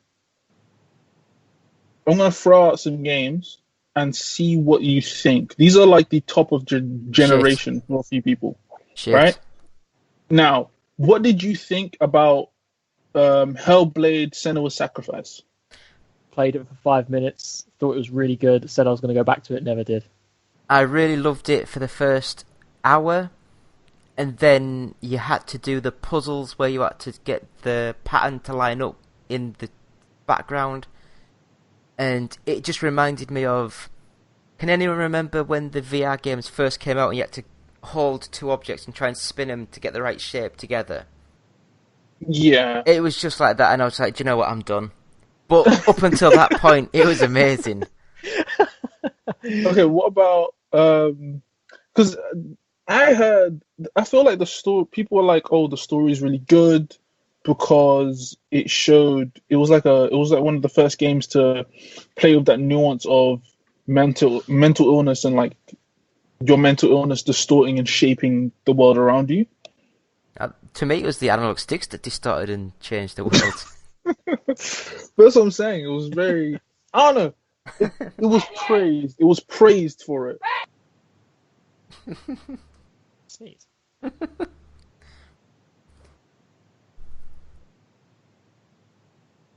la la la la la la. Eddie, you still there? I think he's had to go on mute. Oh, he's had to go on mute. Okay, cool. I think so. Says the new one looks pretty good. Hellblade: Senua's Sacrifice. Yeah. Sacrifice Harder, or whatever it's called. I don't know. Yeah. But again, we'll see what it's like when actual gameplay comes out, not just a really nice cinematic trailer. Yeah, he's right. Yeah. I'm trying to think. Other games that I absolutely love this generation. I loved Red Dead Redemption 2. I've never played it. I downloaded it and then I never played it. And it's a bloody big game. It's humongous. Games are ridiculously huge nowadays. It's so bad. I think Call of Duty's now. It's got to be 200 gigs now. On PS4, if you include Warzone, which is ridiculous. Yeah, I deleted it. They need to work on that because there's no. I mean, if you have a 1 gigabyte hard drive, you'll fit 5 games. 1 gigabyte. Sorry, 1 terabyte. 1 gigabyte. Silly me. 1 terabyte hard drive. What are we on like Switch now? Yeah. I don't even know if it has a hard drive, does it? Yeah, it's got a tiny. It's got 32. Is it 32 gig? It's got built in. I had to buy another memory card for that because that was not enough. Yeah, I nicked my 64 gig memory card out of mine when I sold it. Oh, yeah. And plugged it into my girlfriend's. Nice. Yeah, so I downloaded all my games. I just signed back in on my account and downloaded all my games. Yeah, absolutely. So I remembered, I think she had 3 games and I've got about 80. And I never play it. So there you go. But yeah, so some of the games that I've been playing recently, you can tell they've been sent to review because they're games I wouldn't normally play. Okay. So one of them was Let's Sing presents Queen. Oh, you've been warming up those vocal cords. No, I'm a Yorkshire lad with no tone or any sort of difference of my voice, so a karaoke game is not what I would look for. No. So, but it was quite fun. Can you give us a little belter now? No, because we will. I think that's really the only song that I know. But even when it's written on screen, I still can't read it and sing it at the same time. My brain just doesn't work that way. I played. Is it Carrion? Carrion? Yeah, it's like a 2D side, like Metroid sort of game. But you're like a space monster with tentacles. Oh, you go around like murdering people, don't Yes. you? Yeah, I've heard about this game. That was fun. Yeah? I'll have to check that out. That looks quite fun. I remember seeing the trailer for it like a while ago. Yeah. And then, of course, the esports presents PES 2021. Please play us online because we don't know what we're doing anymore. But I still think it's better than FIFA. Yeah? I went online and downloaded a file pack, and it's got all the official kits and stuff now. Oh, yeah, sweet. So that's mint.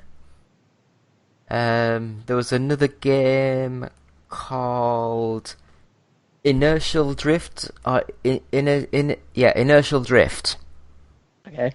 which is an arcade racer. Shock. And your left stick does your steering, but it doesn't turn enough. So you can't turn around the corners with just that. And then your right stick initiates drift. Oh, okay. So if you hold left fully and left fully on the drift, you do a drift. And then if you're still going out too far, you can tap the brake, and that swings the back end out even more to bring your nose back in towards the apex of the corner sort of thing. And it took about 10-20 minutes just to remember the buttons. But once you get it, oh my god, it is so good. So precise in your movements and everything. But yeah, I'd recommend that. I think it's only about 20 quid as well. I think it's quite a cheap game. Oh, okay. Is it on PS4? Yeah, it's where I played it. I played most of my games on PS4. Yeah. Like I say, I don't really play on the Xbox. I got sent Ride 4 to review. Oh, that's the motorbike game, right? Yes. It just came out. When are we now? Saturday. It came out yesterday. I've had it for 3 weeks. I had just got off the very first license test 2 days before the game came out. Oh, wow. Do you know the original Gran Turismo where you have to go around the circuit in a certain time, and if you just come off the track slightly, you fail the test? Oh, shit. That is this game. So you have to keep your speed up, you have to keep your... And unlike a lot of games where... Racing games I can generally do, because you just point and accelerate and that's where you go. But on this game, you have to point, accelerate, but also have the movement of the rider. And oh, okay. So if you're leaning too far and accelerate, the weight distribution's wrong, and then the back end just flips out. If you're not leaning and use the turn and accelerate, you don't turn enough and you just go straight off the track. It is a nightmare to work out. It is one of the hardest games I've ever played. But I think when I did... There's a fine line on whether they're actually any fun. When I actually did complete that tutorial, it was like, oh my god, I am God. Quite defeating a Dark Souls boss. The Dark Souls of racing games. But yeah, it's if you like motorbikes and you like hard as nails, it is amazing. It really is good. Graphically, it is so good. Oh yeah, really? Yeah. Sweet. And they've released the trailer a couple of weeks ago, how that it's an adaptive engine, so they can port it to PS5 and... Oh yeah. Do you know what I mean? Like, without any work really, it'll just like upgrade. Yeah. Oh cool. That'd be pretty smart. But yeah, so that's a couple of games that I've been playing mainly. If you had to give them all ratings out of 10 right now, what would they be? Ride 4 it'd be a 9. Oof, high praise indeed. Nice. Inertial Drift? I gave it 5 out of 5, so I'd probably between a 9 and a 10. Nice. What was the other one? There was the Carrion. Carrion, yes, sorry, yeah. I'd say that's about a 7. Yep. The Pez, a 7. Queen, as a game, 2. But as stupid karaoke nonsense with friends, it's got to be a 9. Everyone knows a few Queen songs. Yeah, well, I clearly don't.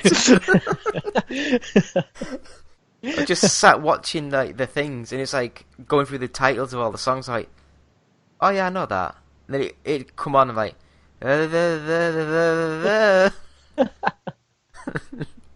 I clearly have no idea what I'm doing here. Yeah. So is Eddie back? Yes. He's here. So who was talking about some games then? Was it you, Eddie, going on about some stuff? Oh, you Huh? that's Oh, a yeah. bunch of games, right? Yes. I had a list somewhere. Here we go. Okay. This is not my list, by the way. This is not. These are not games that I have chosen. These are games that Game I Informer know, chose. Eddie. I've read your work before. There's a lot of plagiarism going through a lot of it. Look. It's not plagiarism, okay? Technically, the best form of what was it? The best form of fuck it, I don't know the quote. But Just change every other word, not you'll be fine. plagiarism. Oh yeah, true. It's not plagiarism. I'm just appreciating all the works. That's all it is. But regardless, this list they've basically chopped up into like different sections, right? So for me, I'd say, what do you guys think? Or what did you guys think of The Last of Us Part 2? I really What did you enjoyed that. think of that game? I think it was overrated. Really? Yeah. But then again, Okay, you're why do you talking say to that? someone that I didn't even like the first one. Oh, okay, yeah. See, I didn't like the first one either. But my main gripe with the first one was story. So, No, my main gripe with the first one was that you had to stand there, chuck a stone, and walk around the other way. Stand there, chuck a stone, walk around the other way. It got so boring. so this one, what? Not much of a difference. I still think that the gameplay itself was very similar, but the story Yeah, core didn't gameplay grip me is as much. Very similar to the first one. If you're not invested in the story in the first one, you won't be invested in the Yeah. story in the second one. But overall, I really enjoyed it. I feel like it was bare bones. I feel like it was just the first one with a few minor features, Yeah, and absolutely. then I think it is as well. the story was just mediocre. I've quite enjoyed the story because it had that kind of surprise twist, sort of like in the middle, where I don't want to spoil it for anyone who's listening, but so you played it, right? We've all played it. I'm not going to be spoiling it for anyone if I suddenly talk about the midpoint. Oh no, it doesn't really matter at all. Anyway, like Yeah, you like switch characters, and I thought the second half of the game was a lot better than the first half of the game. Do you know what's quite scary? When you were talking about games of the generation, I completely forgot that even came out. yeah, it has that effect. Games move so quickly these days. That's only a few, like, was that about 8 months ago? June, wasn't it? Yeah. Yeah, Less than 6 months No, ago. yeah, not even that, really. Middle of the year, wasn't it? It was delayed and then came out. this is why I say this and it's true. When it came to The Last of Us Part 2, I feel like that game suffered from expectation.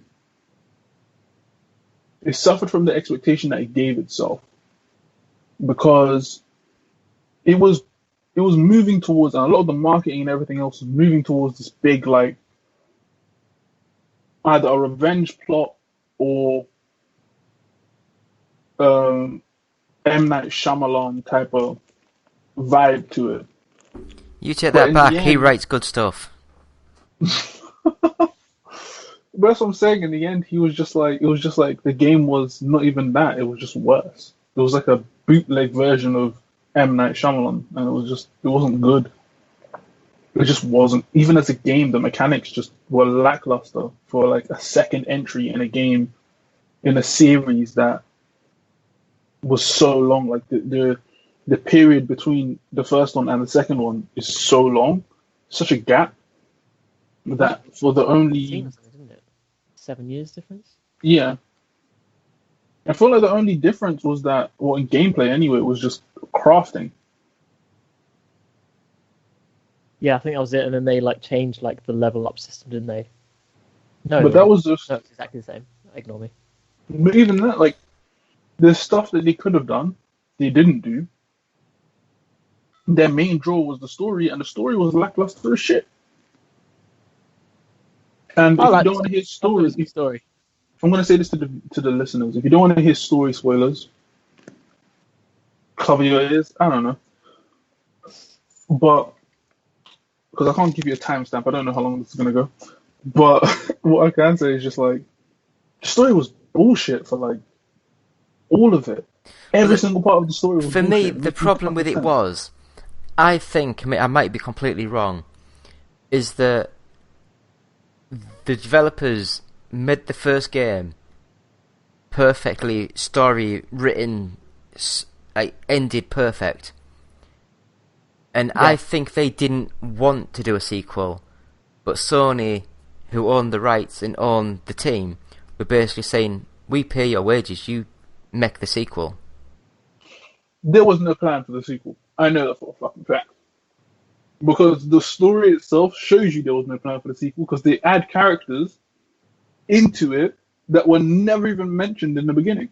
In the first one. They were never even mentioned. There was never even an inkling that they existed. But miraculously they do because they have to for this game to even exist. So that's how sequels work, Eddie. No, that's what I'm saying. They Like, add characters. you would that's what have happens. no. I'm saying like there was no like foreshadowing of. That's why there was Star no talk Wars about doesn't these work. kids. No, I'm saying there was no talk about like there being kids. Kylo Ren, who the in fuck's facility. that? Or like It the was never doctor having mentioned a 35 family. years ago. I'm just saying, it's just like, okay. Oh, Anyway, this chick, Eddie, move kill her on. father. Move on. Next game. Fine. Next game. What did you think? And this is just first-person shooters.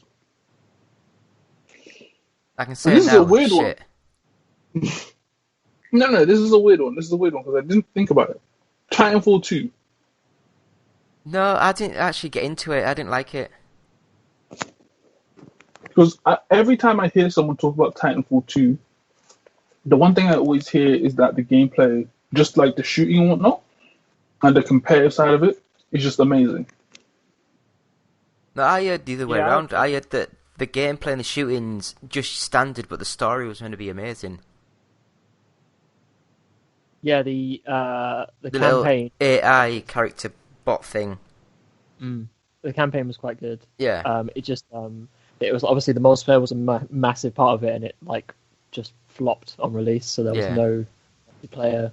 There was a really small community, and most of them were really good at the game. So you bought it, and then you play it for like 5 minutes on multiplayer. You just get absolutely wrecked by everyone with all the best weapons, and it was like, this isn't fun. That's what happened to me on the last year's PES, I think it was. I got my team of losers really ranked quite high, and then I just start playing people who had all the Ronaldos. Yeah. I'm just like, do you know what?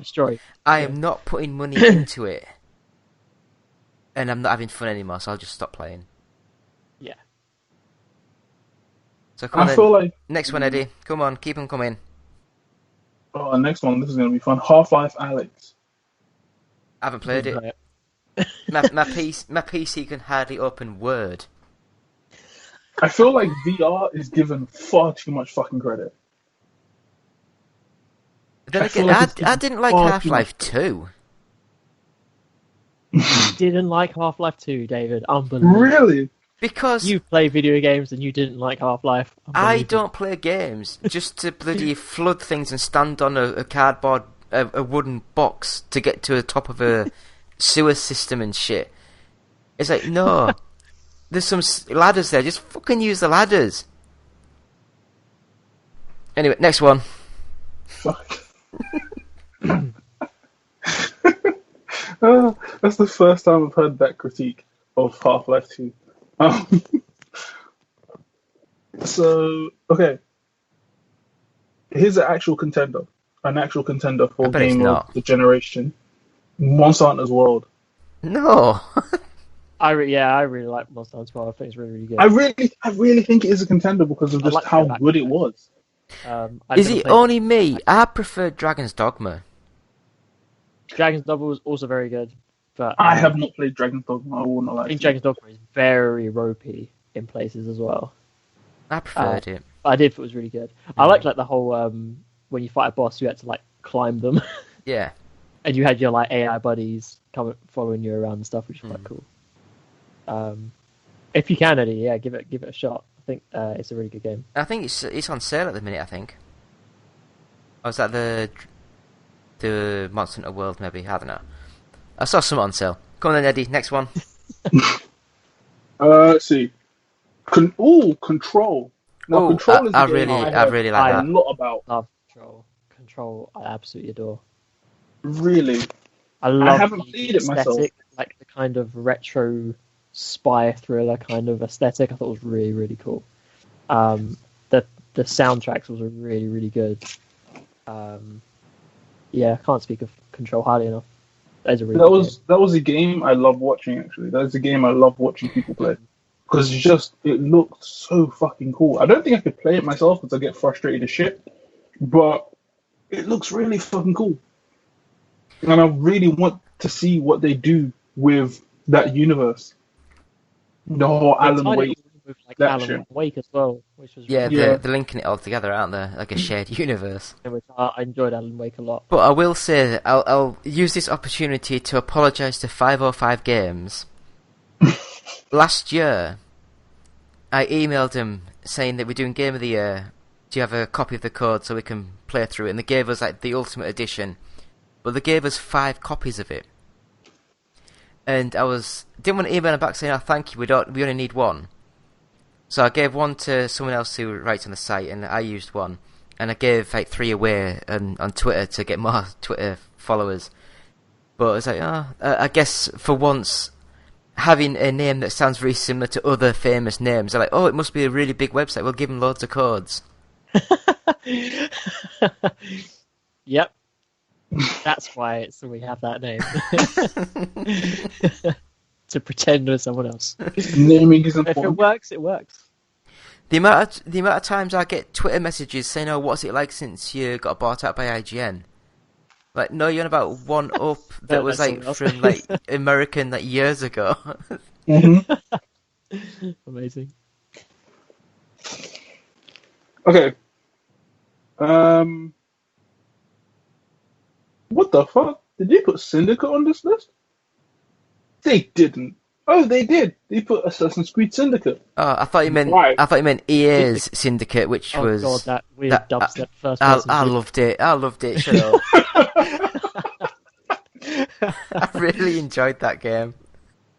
Okay. I think I remember playing the demo. I never played the actual game. I remember playing the demo, and I did have actually quite a good laugh with that. It was just like ridiculous first person shooting Yeah, that's all you I need. remember with like a watching- thumping soundtrack. I remember watching the demo. I never played the fucking thing.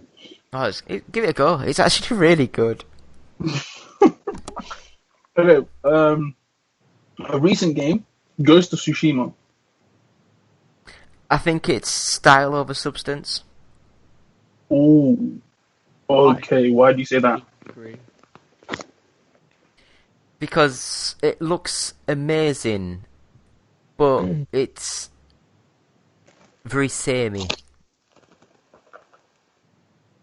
Yeah, I think the same thing. I think it's very like it looks amazing. Don't get me wrong, and the aesthetic is absolutely incredible. I love like the whole like flower fields that you can ride through, and they did that really really well. But the combat's like it's generic combat. Yeah. The world's fairly static as well. Nothing much happens. But it is. I think it looks a lot better than it plays. Yeah. Would you say that is kind of like a trend that's going with games that are coming out? Zach might not agree, but I think that's a trend that Sony are doing. A lot of their games look amazing, but they're quite average to play. I could see that. I feel like Yeah, I think if I think of like, I think the same as Days Gone. Days Gone was very average. I'd even say like Gran I Turismo was Sport. I was so disappointed in Days Gone. I was so disappointed in that game because it looks amazing, I was Plays so like disappointed. I never played it or bought it. I played no because I bought it thinking, okay, the zombie game is gonna be like a survival. They're type not thing, zombies. right? They're freakers. Oh come on, Freakers. same thing. It's the same thing. I love how they changed it to freakers. It's the weirdest change in the world. I don't know why they felt the need to do that. And again, I've never played the game, but I know a lot about it. Yeah, This is the thing. I liked how you could genuinely get like 300 to 400 zombies on screen at once, all chasing, Freakers. which was freakers. Sorry, which Stay was on actually brand. quite cool because if you were like running away, you could just turn around and you see this army of freakers running towards you. It was actually quite scary at times. That was Especially most you could like annoying run shit. through like old settlements that had like traps and things, so you could like drop like piles of logs on them and things like that, which was quite cool. But But again, I think it was there like wasn't a lot of variety there though. yeah, it was very samey, and like it was like the characters were fairly bland as well. It wasn't particularly. Yeah, I no, quite like the the main character. Deacon was quite cool. I liked how like just really grumpy he was. It made me laugh. But yeah, I think that was another game. Yeah, I think I'd agree. I think Ghost is better, Mm-hmm. much better. But Days Gone was I enjoyed what my time. I platinumed it, so I obviously enjoyed it. But yeah, I think I would agree that Days Gone's fairly average. It was in development hell for ages as well, wasn't it? I think it was Yeah. announced ages ago. What would you say about Undertale? Never played it. No, I lie. I played it for an hour. I got really bored and left. Because I keep hearing about that game. More like overrated. But that's the thing, it is overrated. I feel like it is overrated because it's like the story is lit. Because the thing that it gets a lot of praise for is that you don't have to kill everything. You can find ways around it, right? Conversations, everything. Great, fun. But is that praiseworthy? Is that like I don't this know. is just like because it is a game where graphics aren't important. The aesthetic is cool. It looks nice. But mechanically, it's a choose your own adventure with very little to do.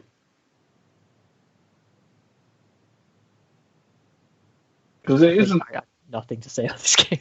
I know that people that I know have played it love it, and they often tell me to replay it because they think that I should give it another go. I remember playing it and not getting it, but I only gave it an hour of my time before I got bored. I remember there was there's like the character you speak to is like a little skeleton, and you know they do that thing in like Animal Crossing where when people speak they don't actually speak, they just make like a little noise, like a repetitive little noise. Yeah, and the skeleton guy made the most annoying noise when he spoke, and that's the lasting memory that I have of Undertale, and that's what drove me away. I think I know who you're talking about, and it's great. I love this. Okay, so I feel like you're going to get a lot of angry people at you, mostly just because I think you just called one of the most loved characters in that game. Really? But Hit me I'm up. okay Follow me with on it. Twitter. That's like funny. yeah, please go scream at him. It's fine. Don't worry about it. He works for PlayStation. Yeah, I want PlayStation. Come on, throw all your abuse at me. Tell me why you hated Last of Us. I really want you to be pulled into a meeting at work and just be like, for them just to be like, okay, Zach, you need have to you play heard of One Up Undertale. Gaming? You need to play Undertale because you can't work here and not like it. That's just not what's going to happen. That's not a Sony game. It's cool. Actually, Undertale is a game that only came out on the PS4, Switch, VR, and PC. I don't think it's on Xbox. Is it not? That surprises me. So you'd think That like, does surprise me. if something comes out on PC, you'd imagine it comes out on Xbox. Yeah, but no, that's What crazy. game are you about? Sorry, I weren't listening. Sorry, this is Undertale. I don't know it now. Next game, Eddie. Next game. Ah, yes. Okay, Cuphead. Not played it. Really? I thought it I've was got it. good. And I'm waiting to play it. I threw my controller across a room because I couldn't play that game without feeling anger. That was the most annoying fucking thing I've ever played. But it's amazing. Oh, okay. Like when you beat a boss, you feel like you feel like a god immediately. You're just like, yeah, no, nothing. I'm the best in the world. And then you go to the next one, and you're immediately shown your place. And it is the most frustrating feeling in the world.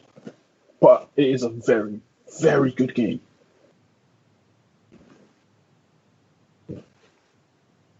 Still nothing as good as the Ori games. To be fair, they do have Ori on this list. Damn straight. But another game on this list that I do think is 100% overrated. Animal Crossing: New Horizons. Oh yeah, no. Just kill it. It's already People dead. love that fucking game. Yeah, a lot of my friends love it. All of my friends that aren't gamers all bought Switches and Animal Crossing to play together. And I'm not the biggest Animal Crossing fan, but they my friends did like a whole. So my friend James did almost like a music festival. He organized it amongst him and his friends, and they all got together onto an island and did activities and things, which I thought was really cute, especially during lockdown and stuff, which is quite cool. I feel like that's what made Animal Crossing thrive. Yeah, I think it almost weirdly everyone just went to play Animal Crossing because it was a nice social game to play. It's not a game. It's a time waster, and my time's worth more than that. Do you know what it is? I heard someone say this, and I can't remember who it was. But Animal Crossing is glorified Farmville. It's not even glorified. Farmville's much more than that. But this is the thing, it's all you do in Animal Crossing... It's a dumbed-down version. Yeah, it's the same as the Smash Brothers Ultimate thing. It's a game that's cute as hell to look at, and you have one button for attack. And it's just that is not a fighting game. That is a button masher. I feel like Animal Crossing only does one thing, though. You only do one thing in Animal Crossing. And it's literally try and make wherever you are as... Pick turnips. As possible. Pick turnips. Is it turnips or is it fucking radishes or some shit? I don't have a clue, man. It's turnips, yeah. It is turnips. I've never understood... I don't understand the game at all. It's okay, you're trying to make this island as beautiful as possible so more people come here. Great. But what's the gameplay do? It kind of plays those mobile games that make you kind of come back every day to try and get a new that gift or something? That is exactly what Nintendo want. I feel I don't want to be a dick, but that seems like the Japanese game design model, where it's it's not just Japanese, it's everyone's game model. That's why every single game that you come on every day, it's like Pez. If you log in every single day, you get rewards, just so you come on every day. I feel like that's I really do. I feel like that's messing with games in some way, because I feel like Animal Crossing should have a more satisfying... Because it is there. There is potential for that game to have a much more satisfying gameplay. No. It didn't have anything on GameCube. It didn't have anything on DS. Didn't have anything on 3DS. Didn't have anything on the Wii version. Didn't have anything on... I think it missed the Wii U. And it's had nothing on the Switch. But what if... Because this is my thing. Animal Crossing, give your character a job. But have you noticed how the people who play the game don't actually have a job? Oh, that's just... Anyway, move on, right? Next game. You just offended so many people. Okay. It's alright, I can deal with the 3 people that listen. Okay. So, Dreams. The Dreams. I think it's Dreams PS4. Yeah. I've not played it. I downloaded it. I watched a couple of things, and then I turned it off, and I've never touched it since. I feel like it's really good, though. I feel like Dreams is a really good... From what I hear, it's really cool. And I've seen some really cool things built in it, but I'm not creative at all. I don't have the time, talent, education, the willpower to even turn the PlayStation on, let alone play the fucking game. So you're just missing a lot, then. I feel like Dreams is a good example of what can be. Yeah, so is Animal Crossing, but you know. Yeah, but Animal Crossing is more of a view of what shouldn't be. Dreams is more of a what should be. You can do more than just play games on the PlayStation. You know what I'm saying? Yeah, but I think they put- that's why I bought a PlayStation to play games. I know, but you can play other people's games. Kind of like with what was it? What was that one Mario Maker? What the fuck they did, where you just like put Mario assets Yeah. and make And that a really game- bad level. That Mario Maker for the Wii U is the reason Nintendo stopped sending us games. Whoops. Because I gave that game a 3 out of 5 and they didn't appreciate it. Really? They didn't like a 3 out of 5. Wow. Yeah. But then again, like that game is frustrating as shit because everyone basically just the aim of it, like But the the thing community is, do it, is to make it hard as possible. played the game, I wrote the review, I sent them the review, they emailed back asking me to change it because they didn't agree with the control pad's not usable for the game because you can just use the Pro Controller. And I said, I don't have a Pro Controller and I'm writing it as someone who doesn't have a Pro Controller because not everyone will have that extra controller for 60 quid. Yeah, And they didn't appreciate that. well, it's true. If you don't have a Pro Controller, what the fuck are you supposed to do? Now, don't get me wrong. The Switch is like the Wii U it's something. And But I think they also took offence of I called the Wii U tablet the Fisher Price My First Wii U tablet. But it is though. Who remembers those Fisher Price ads of like when it was like a little tablet and it had like a little frog or some shit? Like that's what the Wii U is. The Switch is that as well, but the Switch is just a sleek, nicer version looking of it. Like, don't get me wrong, the Switch is an amazing idea. It just doesn't function. I It just doesn't function. loved my Wii U, and I thought, well, do you know what? I live in a flat, or I lived in a flat, so it was all on the same level. It was like one corridor with all the rooms off it. I thought, do you know what? I'll be able to have the Switch, the Wii U turned on, and take the tablet to the living room or to the bathroom, whatever. The signal wouldn't even go through plasterboard. Yeah, no. So I had to be sat in the same room as the Wii U to play the games. So I might as well use the bloody TV. Yeah, because that's the thing they don't tell you though.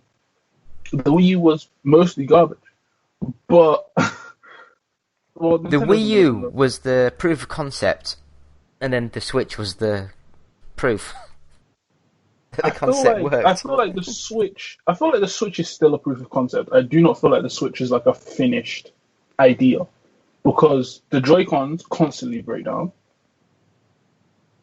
The games that it can produce or the games that can be put on it have to be of a certain graphical fidelity, or they have to be built by Nintendo themselves to look good at all. Well, no, it's just an Android tablet with a Tegra T1 chip. Yeah, That is all shield. it is. It's an Nvidia Shield tablet or an Nvidia Shield TV, and that is Yeah. basically Nintendo's branding on it. Yeah, But and I no feel like that's one what kills allows it. you to call it an Android tablet because you can't say that because Android products like the Ouya fail because it's Android. It's not because it's Android, it's because Ouya had no money and it was garbage. Yeah, but it is true though. It's like Go on then, say some more games then that's before what we it's go. going. Let's see. There is only a few. There aren't many. But I feel like the next game that we should talk about,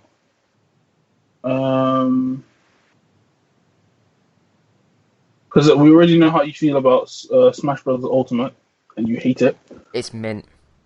But what did you think about Kingdom Hearts 3? Kingdom Hearts 3. Like one of the most anticipated games of all time. Yeah. Oh! Sorry, I was just have to Google it to remember what it was, but I remember now. It's that horrible Disney RPG yeah. shit. Yeah. Yeah, it's good. It's not. It's really bad. I feel like a lot of people, again, expectation. I feel like expectation killed that game more than anything else. What killed that game was it had 1 and 2, and then all of a sudden it had 1.15, 1.3, 2.76, and yeah, all these Prologue weird. for the It's like chapter. it's like no, just make 1, 2, 3, 4. Just yeah. Yeah, it was very busy. I went into Kingdom Hearts 3 not playing any Kingdom Hearts game ever, not realizing it's a hard sequel with literally it just jumped straight back into the story, and I had no idea what was going on. Played it for about 10 hours. I think I completed the first 2 worlds. Weren't they like Hercules and was there one after that? I can't remember. I can't remember. Maybe I just did the Hercules one. But I feel like it's not a good sign but, when you can't remember an entire world. Yeah, It's Disney. It all blends together. I thought it was okay. I don't like Disney either, Okay, so next game, and this is gonna be. I feel like this is either gonna be the game of the year, like game of generation, or just the worst game of the generation, depending on who you are. I don't think that's possible. Fortnite. What did you guys think? What do you guys think of Fortnite? Because it is still going. Go on, David. Do you want my honest opinion? Like, I'm just giving honest opinions. I'm just gonna say this before you say that. Do you want them to send? Do you want the developers to send you any games, depending on what you say? Well, it's Epic, so they're more worried about their own store at the minute, so they don't care. Yeah. For me, I liked the idea Right. that the game came out as a paid-for single-player game, and they were going to add multiplayer at a later date, and then PUBG came out, and within about a week, I think it was, because PUBG was made with the Unreal Engine, and Epic went in, took PUBG off their servers and reverse engineered how to get the 100-player matches on and imported that into their version. And because that was such a massive success, they scrapped their single-player £30 game and just started doing the free-to-play game as it was. So because of that, I don't like it. I would much rather play PUBG. And I don't play that because I don't like that either. But this is the thing. Isn't that kind of weird? Because like now Epic's trying to like show themselves as like the company of the people when they literally just stole an idea. No, they'd want to be the company of we will get make money. We don't care. It's the same as Sony, it's the same as Microsoft. They will say whatever they want, but behind closed doors, they're doing all the underhanded tactic deals they can get. Mm-hmm. Well, then you have Xbox fucking buying Bethesda. They didn't buy Bethesda. Well, they paid $7 billion for something. Yeah, they bought ZeniMax Media. Yeah. It just consequential that they happen to own Bethesda Studios. Why did they buy ZeniMax though? I don't get it. Why buy ZeniMax just immediately? Because they will do the exact same thing as what they did with Minecraft. Anything that's already out or already about out, they will allow on PlayStation, and they can say, look, we've got Microsoft games on PlayStation, aren't we so nice to you guys? And then eventually all games will come on Game Pass, so you pay £10 a month and get everything included. Or you pay 60, 70 quid a game on PlayStation. Why don't you come over here and get everything included for the one little fee? That's why I bought them. Yeah. It's just to stock up on Game Pass games, to be fair. And it gives them another, was it 7 or 9 studios that they came with it? Fucking ridiculous amount of studios, man. All those guys, don't they? I mean, I think there was like 3 big ones as well. There's ID, Bethesda, the guys who did the Prey sort of games. Yeah, that's Oh, what I said. Obsidian. You what? Obsidian are Obsidian they're are they're already by Microsoft. They were bought a year and a half ago. Oh, it was Arcane. Yeah, Arcane, that's it. Christ. They've probably got a few more as well. Yeah, there'd be a few others that are like Mobile Division and yeah. That's kind of terrifying, though. But For I Microsoft think to own all of that. well, no, I think Microsoft have now got 21 internal studios. I think Huh. Sony's got about 18 or 19. Yeah, Sony got a fair few as well. It's just because Bethesda are more well known, Yeah. and it's the same as look at when Microsoft bought the exclusive year rights to the Tomb Raider game. People were up in arms about it, saying how can they do that? They can't do that. But when Sony do it for a year with other games, everyone's just like, oh, it's just Sony, they can do it, it's fine. It's like, no, you can't have double standards. It's like you either accept that companies are owned by certain brands and they have little deals here and there and that's how it works, or everything's to be released on everything. Yeah. But then you'd have people say, why can't everything be released on everything? Again, it's deals and everything. But I love the fact it might be different, and Microsoft, they might be looking at the bigger picture where they will release games on everything. But it's like they're saying, oh, they can't. Why would they not release Bethesda's games on PlayStation? Look at all the money they're losing. So I haven't seen a Halo game on PlayStation. Yeah. They own the studio for that. Why don't they release that on there then? No, that's true. You ain't lying. But deals, cause I do know that games take 2-3 years to be made. So deals that have just been signed just before they got bought, Microsoft said they will honour. So there might be 2-3 years down the line, games coming out for the PlayStation that'll say Microsoft Studios. Yeah. Yep. But And I then think Sony's anything still, from like Minecraft. yeah, I've seen Minecraft Dungeons. Yeah. That launched on PS4 as well. So Yeah. to see what happens. But even then, I imagine like, they're still PlayStation- already working on like the next Skyrim and everything, aren't they? So yeah. yeah. see what happens. But PlayStation has their exclusives as well. They have like God of War, which is like a massive one for them. Mhm. Which is also Yeah. a contender for Game of the Generation. Were started by Sony, but I know it's obviously Insomniac were bought by Sony, so Yeah. Sony buy their studios as well. Everyone does it. Yeah. But Sony, I Insomniac feel like, did that Xbox exclusive game, didn't they? Sunset Overdrive.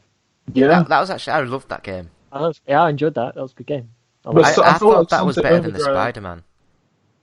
That's what I'm saying. I feel like Sunset Overdrive was the proof of concept for Spider-Man.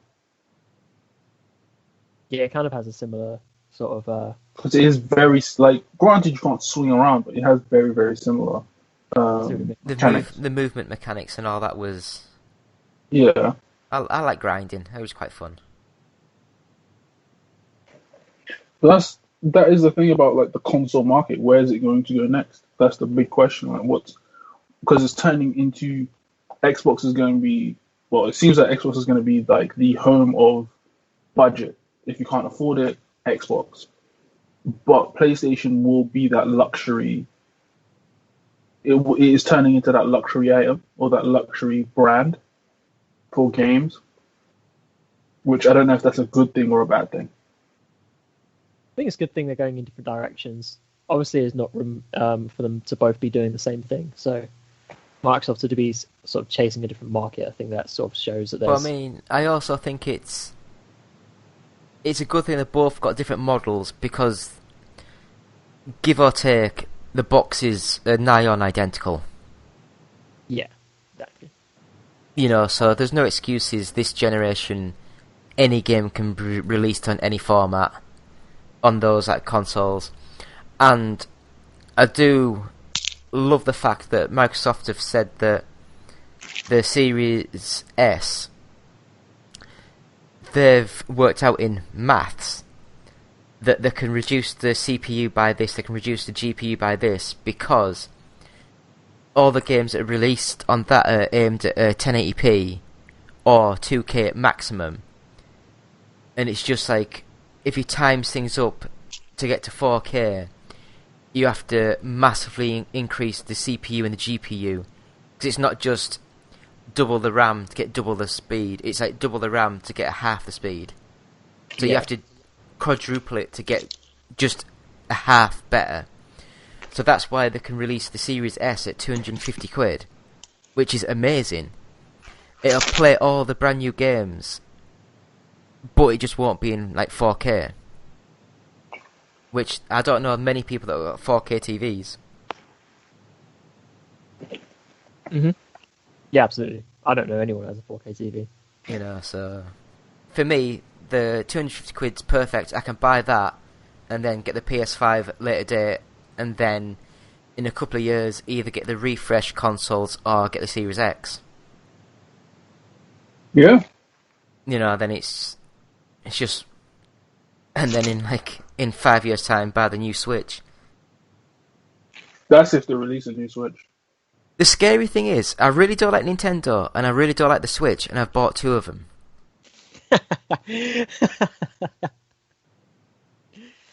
Oh dear. To be fair, you did sell one. I sold one, and my ex-girlfriend smashed up the other one. Fair. Not what else are you gonna do with a Switch? To be fair, I have one more game. Oh, go on then. One more, and this is an actual contender. This is an actual contender because this was a 10 out of 10 for a lot of people. Well, 2 more, but The Witcher 3 and Red Dead 2. What do you think about those 2 games? Do you feel like they could be the best of the generation? Could you call them the best of the generation? Yes. Because The Witcher... Did The Witcher 3 come out on the... PS4. Am I thinking of Witcher 2 on the Xbox 360? Yeah, that was 2. Yeah. Because, or it might have just been that it was quite early in the generation, Yeah, so it they was. actually look a little bit ropey. It might have been 2014 or 15, The Witcher 3. Yeah, because it was quite ropey at the beginning, and they had to patch it quite heavily. Yeah. 2015, yeah. But in my recollection, I would rather play The Witcher 3 than Red Dead.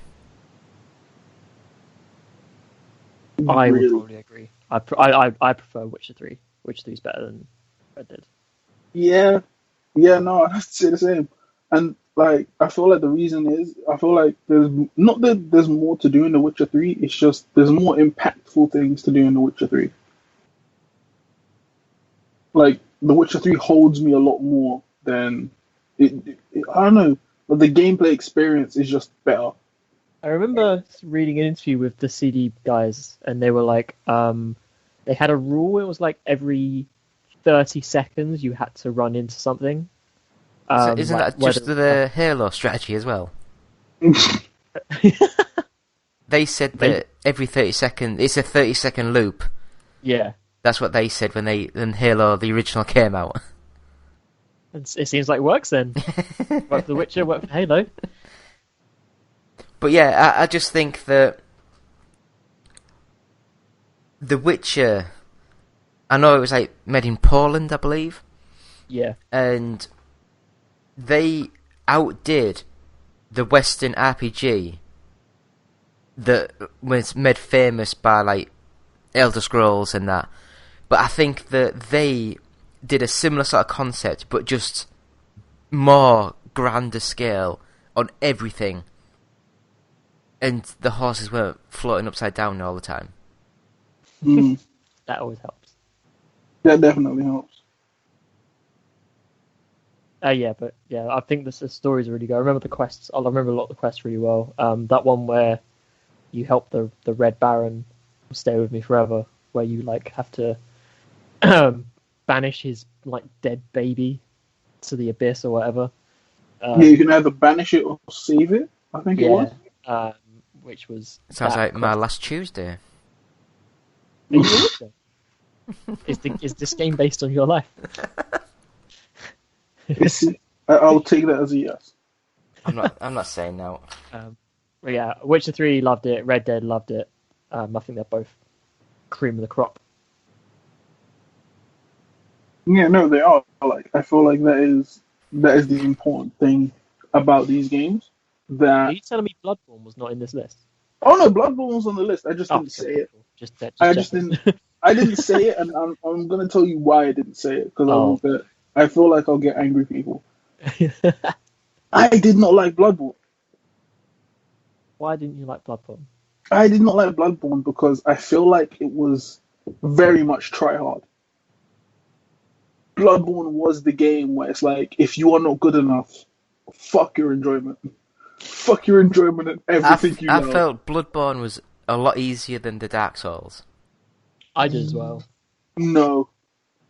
I feel like it was harder. But I still didn't like it. I don't like that sort of game. I feel like Bloodborne was harder because they gave you a way to stun enemies. And if you didn't use that way, you got fucked. Constantly. It was destruction. If you didn't stun them with, I think it was like the pistol shot or the shotgun shot, you're screwed. You're 100% screwed. Whereas in Dark Souls, there was a lot more. There's less of that. You don't really have a way to stun them. It is a lot more timing based. Whereas Bloodborne is a lot more mechanics. You have to understand how your enemies attack, how your different skills and abilities or items and whatnot affect how your enemies attack. There's a lot more nuance to Bloodborne, I feel like. Yeah. I disagree. But that's also the reason I didn't like it. It was too fucking complicated. It was annoying as shit. It was just I love the weapons. I love the weapons so much. No, the weapons are cool. The weapons are really cool. It just annoyed the shit out of me. I also really like the Chalice dungeons, but they are like fairly underutilized in the game. They're just kind of there. You don't even need to go in them to like complete the game. But they're really cool. But honestly, I feel like if you liked Bloodborne, it would be one of your games of the year or the generation. I'm looking. Game of the year is a completely different fucking conversation. Actually, what do you think people's game of the year is going to be? Because we have Cyberpunk coming out soon. Like Cyberpunk is coming out in like a month. Cyberpunk will be up there.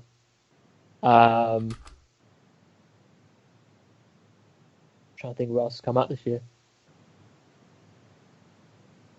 I'll just have a look at the Wikipedia for this year. Let's have a look.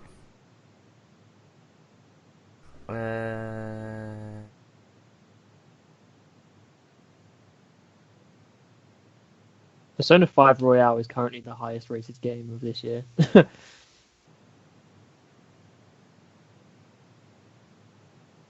Here we go. So there was AO Tennis 2. I think I've got that. Or is it the first one I've got? It's a bad tennis game.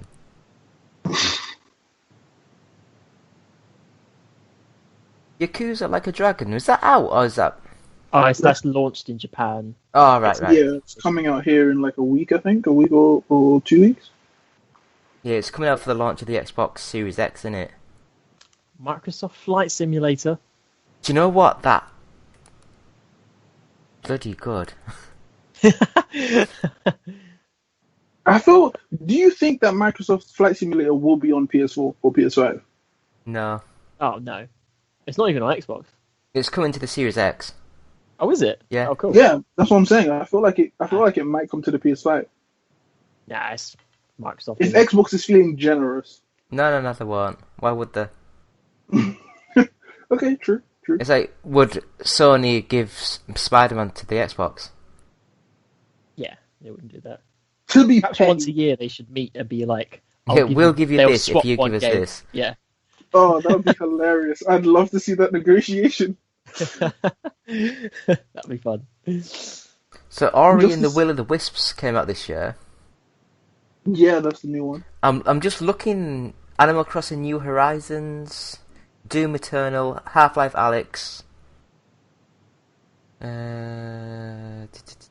Vampire. Hades apparently is very good. Which one? Hades. Oh, I've heard that. Yeah, but I've not played it. Then I haven't liked many of their games. Oh, okay. Yeah, it sounds like it's more the same, so you might not enjoy that. I've heard very, very good things about that game, but I do want to see. Final Fantasy VII Remake.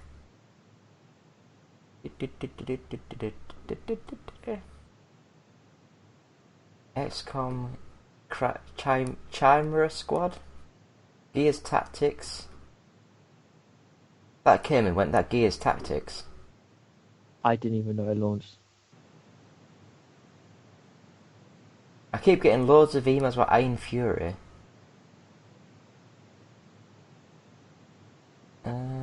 Ghosts might be up there. Ghost of Tsushima. Yeah. I think a lot of people really like it, which is fine.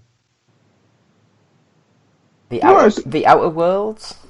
Oh, okay, that's a very good game. I like that as well. Yeah. Oh, did that just come? That might have just come to the Switch this year, though. Oh yeah.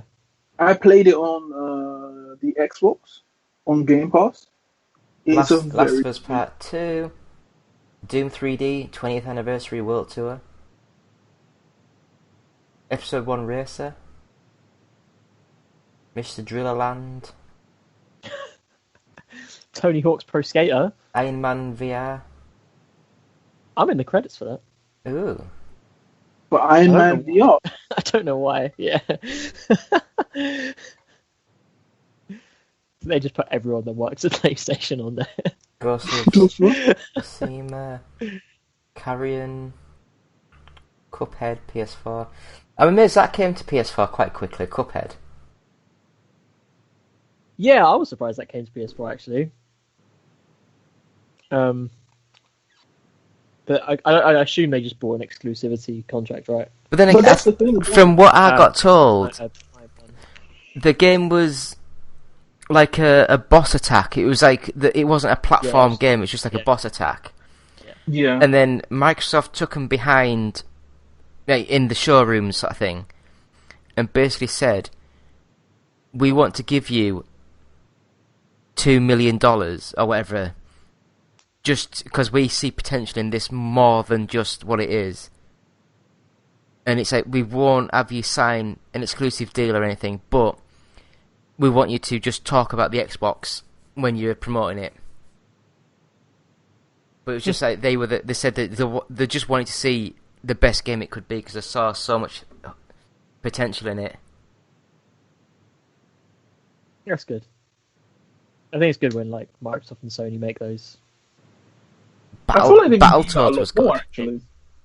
Especially PlayStation. I feel like they've been doing that a lot more with games where they've just like they've been caring less about making it exclusive and more about wanting to just see how good a game could be. Yeah. One of the worst games I played this year from Exceed Games, Kadagawa Jet Girls.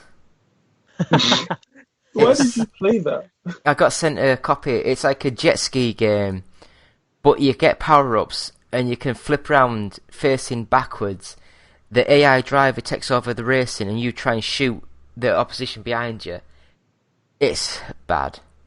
Nice. And it's proper anime. It's very still characters talking, but they do jiggle about and the boobs bounce. Yep. All that dev money went into the boob physics. Project Cars 3, Wasteland 3. Wasteland 3 is actually not bad. I've got Yeah, it. I played that. but, It's alright. Yeah. It's not I bad. played it on Game Pass. It is not bad. I could not finish it because I couldn't be asked. I think halfway. I got to the point where you have to start hunting for his kids. So that's like what 20% through, something like that. But it is fun. It is kind of fun.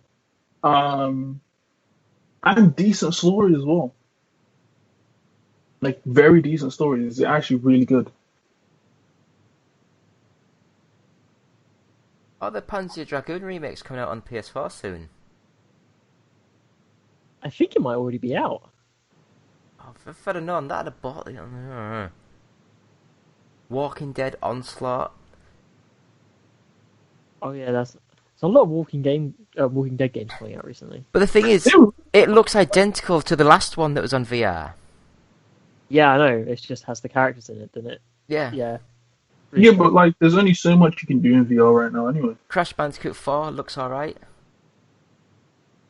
Ride for FIFA 21. Cloudpunk. Right to the bottom of that list. What about Mario Kart Live Home Circuit? Oh, that's that AR game, right? Yeah, it's that one that's £100 per car. Jesus. And you need to have your own Switch and your own car to play, so £200 for the Switch, £100 for the car, so it's £600 for a two-player game. Fuck off. Again, only Nintendo can do this shit. Only Nintendo can do this shit. And no one say anything.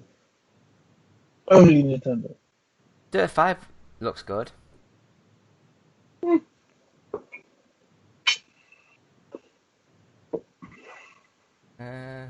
Oh.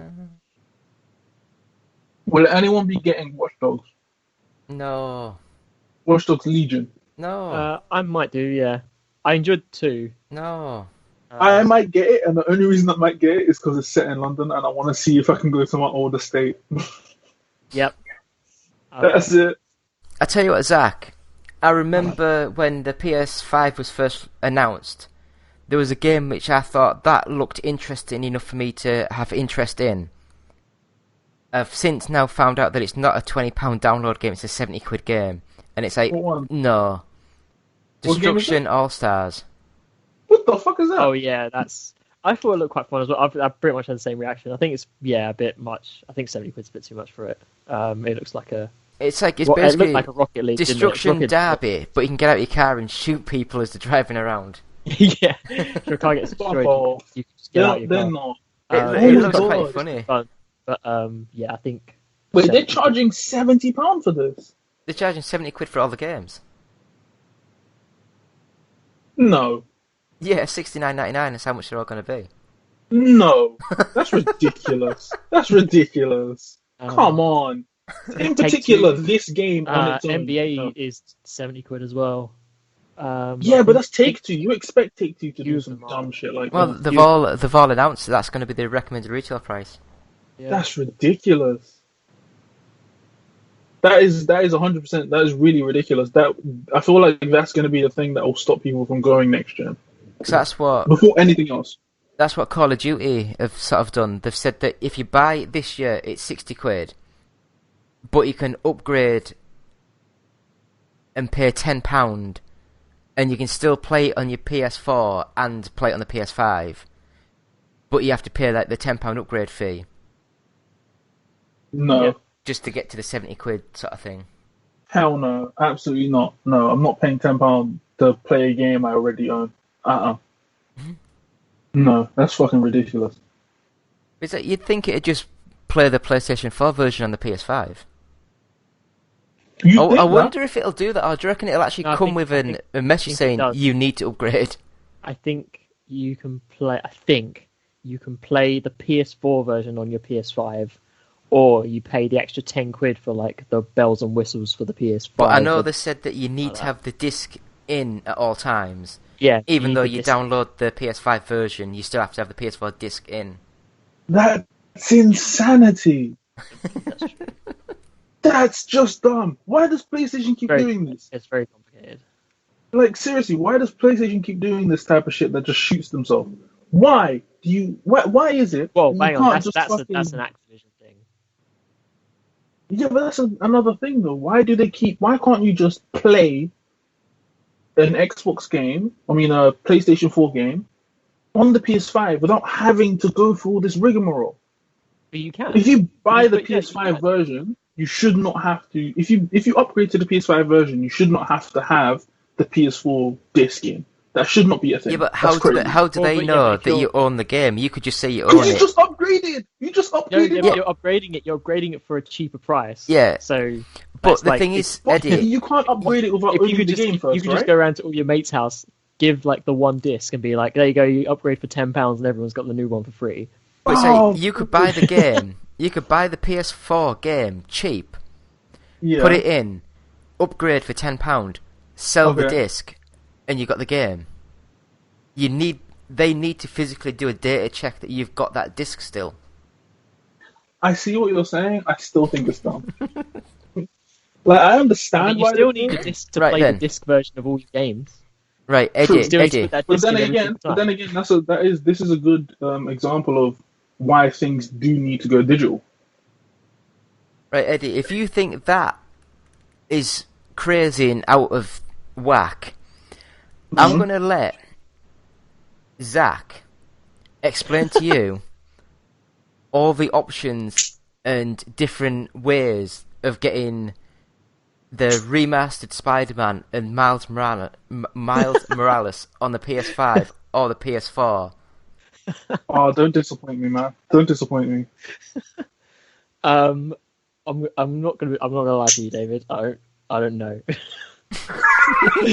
But wait I a don't minute. know the answer. Wait a minute. Look, Wait a because minute. I work for PlayStation, I don't know everything. The marketing head. Wait, When it comes down to £10, he'll know then. wait. So you're in charge of the deals or marketing? Because I'm very confused. Is it Oh, so, deals? no, I organise like all the deals and stuff, Oh, okay. and I work with marketing to get like it all look pretty. But I mainly don't- do the deals and stuff. I don't see Spider-Man going on sale for a while. So, I don't Eddie, think. right, I might get this wrong. Mhm. If you own Spider-Man on PS4, Right. you have to buy Miles Morales for £70 on the Fuck PS5. off!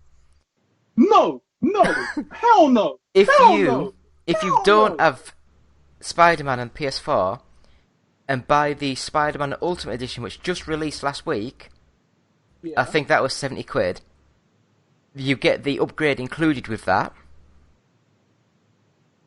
If you buy Miles Morales on the PS4, on the PS5, you don't get the Spider-Man redo. You have to buy that separate for like £30.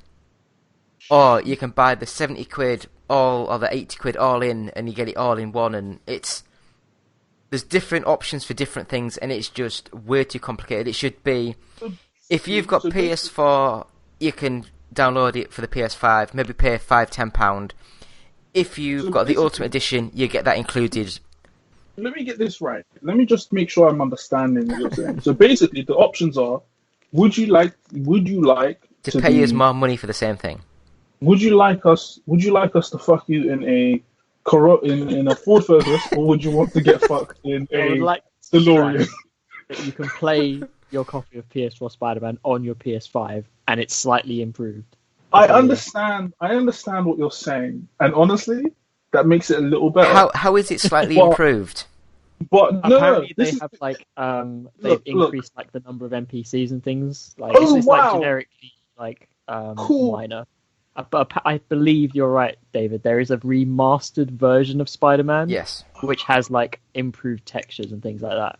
Yes. I'm gonna and I'm gonna say But this. I mean, I mean, I'm gonna speak as a person, right? I'm just gonna play this card because I haven't played it in a while. As a black guy, this is the most annoying shit in the world because we have very few black superheroes that we can play in video games. Period.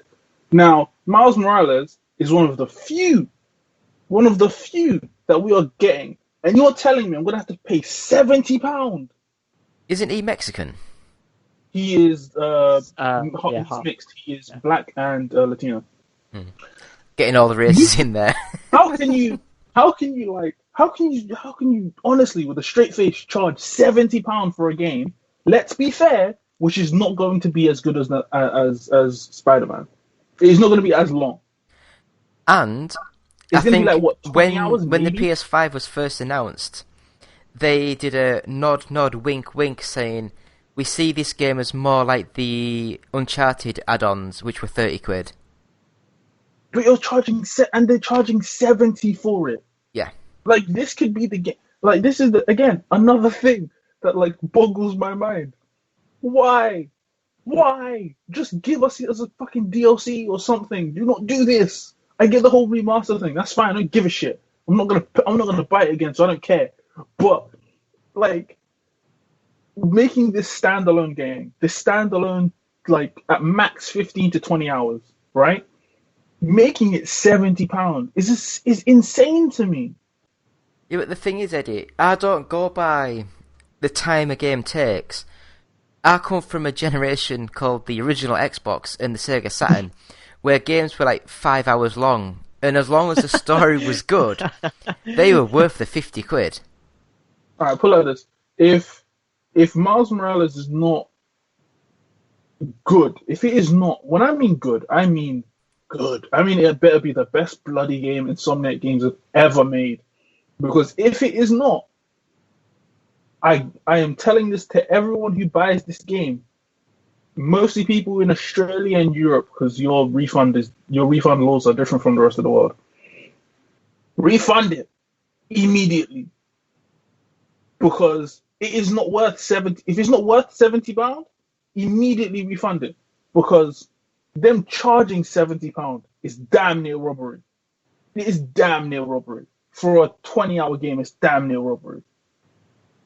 Because that's indie title shit. Anyway, I think it's been a fun night. That is the most annoying Are we shit. closing the episode on that? Yeah, On that it's rant? after I've done all my little links and stuff, it'll be almost 3 hours. Just like old times. Very nice. Yeah, and just like all times, let's hope it doesn't record. It's going to be very fucking long. Yeah, 'cause I didn't even check before we started. We didn't even do an intro, to be fair. I'll have to record one. We didn't do an intro or an outro. Oh, no, I'll do an outro. I know what I'm doing, ish. Been doing enough of them. Been doing them for like 7 years. Yep. Jesus Christ. It has been a very long time. God. Anyway, Thanks for guys, having us, David. it's Appreciate been being an back. absolute pleasure and a joy to have you guys on. We might need to do this again. Yeah, I think we should do this once every few months. I'll do it. Just- Okay, let's do it. Yeah. Just to mess with, just to see like how far we can get until Zach either gets fired or promotion. One of the two. I'm gonna come back next time with like super corporate speak. I think Oh my god! what we need to do is for Zach to say loads of inappropriate stuff, but for his manager not to say nothing, but just to sit there with a one-up gaming cup with his coffee. That's so you know. Oh shit. Yeah, That's it. That's the sign. that is going. This is going to be a very interesting day at work for you. I feel like. No, Eddie, no one listens. Believe me, I've got the numbers. But you've put Zach Garvey's name on it. He's in the credits of Iron Man VR. I think And Sonic People will Mania. watch. I think And Sonic Mania. with our podcasts, I think our 100th podcast where we had the guy on from Running with Scissors, Oh yeah. I think that had 60,000 downloads. Wow. Shit. And then Oh, they basically dropped carried- off quite quickly. Yeah. They're the postal guys, right? Yes. Yeah. What game? And he took the piss out of my TV. Did. I've I now got got an sad. even older TV, but it's 32-inch now. I need to play my Sega Saturn games on something nice. Ooh. And it's a Sony... I don't even know how to pronounce it. It looks like Vega, but it's with a W. Wega. Did you Wega. see? Did you see that game that everyone's announcing? That fucking it's kind of like a spiritual successor to Knights from the Sega Saturn, or from back in the day, from like the N64 days. I forgot what it's called. Something Wonderland. Well, there was Nights into Dreams, and then there was a sequel on the Nintendo Wii, which was garbage. Yeah, but it's supposed to be a spiritual successor to that. It wasn't that good.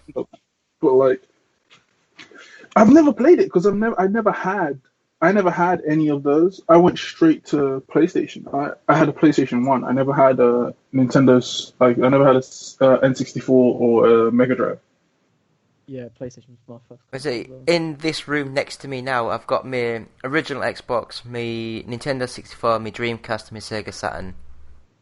My PS1 got destroyed.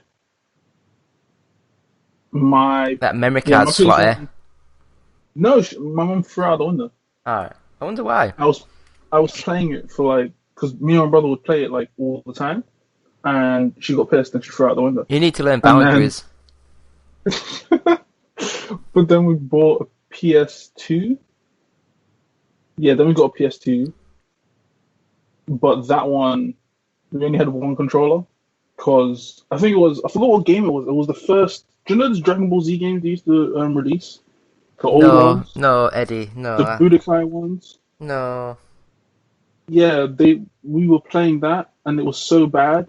Eddie, I'm like 25 years older than you. No, I don't know, please. But it was a Dragon Ball Z game that had no balance to it. They didn't balance that game at all. And it was so bad that one of the bosses, you actually couldn't beat him without cheating. But we didn't know that at the time. I bet you can. It's just... No! Fully, you couldn't. You fully couldn't beat him without cheating. You fully couldn't beat him without, like, either... it's like life, you can't beat that without cheating. So he couldn't move. Or actually, like, using God mode. Because the amount of damage the boss would do compared to the amount of health they gave you did not make sense. Like, 2 of his hits, half your health. It was fucking ridiculous. That's a Dark Souls boss. It really was. It really was. But you had no dodge mechanic. Just no ways to dodge. So you either blocked or got hit in the face. And it was fucking ridiculous. But yeah, no, it was that. We only had one controller because we broke the other controller because of that boss. And then I was PlayStation for a long time until PS3. PS3 annoyed the shit out of me, and I think that's when I switched to Xbox. And now I just have both because I can't be asked to choose. But I think I played the PlayStation more than I play the Xbox right now. I still like the Xbox pad more than the PlayStation. Yeah. I feel like the PlayStation pad is too small. Yeah. The DualShock 3 was really small. I think DualShock 4 is a lot better. But yeah, that Xbox 360 pad. There was the original Xbox One pad I didn't like. It was really angular. I didn't like how it sat in my hands, but they redid it, didn't they? And yeah, good controller. I do like the new PS5 controller, the DualSense. Yeah, that looks quite cool. That is very... Again, a lot of these things I can't comment until you have it in your hand. Yeah, absolutely. Because I think the Xbox Series S and Series X, it's got the same sort of features as the Xbox One, but it's more rounded, like the 360 sort of pad. So that one looks easier to hold. And it's only £55, whereas all the others are like £70. Really? Yeah. Oh, okay. I did not know that. Even the bloody Nintendo Switch, are they about £80 for the left and right sort of Joy-Cons? I actually know the PS4 controller is about 40 something. Oh, that's now. Yeah. And when they first came out, I'm sure they were... No, they were like £70 when they first came out. Stupidly priced. Like £70 per controller. It was fucking crazy. And the PlayStation controllers had the same issue as the Joy-Cons. Just no one really talked about it. They had that drift issue. Now, the PS4 controllers used to disintegrate. They were just fucking bad. The rubber on the sticks used to like peel off. Yeah. Yeah, they wore down really easily. It depends where you were shoving them. It was really bad. I find that's the problem with the Switch, because they're that small and the vibrates that good. People shove it up places they shouldn't. And on that note, thanks guys.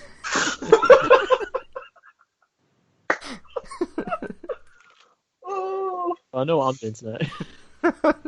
Oh, I know what I'm buying. That's why is it called 3D Rumble or something?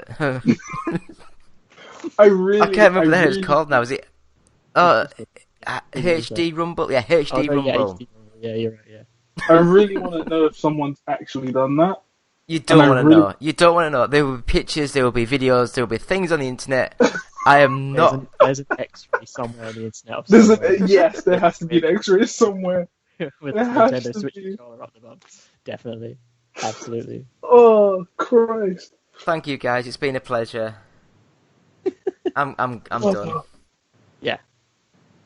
Yeah. Layers. See you guys. So there we are, episode 251. Thank you guys, Eddie and Zach, for coming on. It was an absolute pleasure speaking to you. It's been way too long. We'll have to do this again. This week we were sponsored by audiobooksontape.com. We have our first 100 podcasts you can buy from them on it looks like a little cassette tape, but it's like a USB pen drive thing. And money goes to the Diabetes UK charity, so that's good.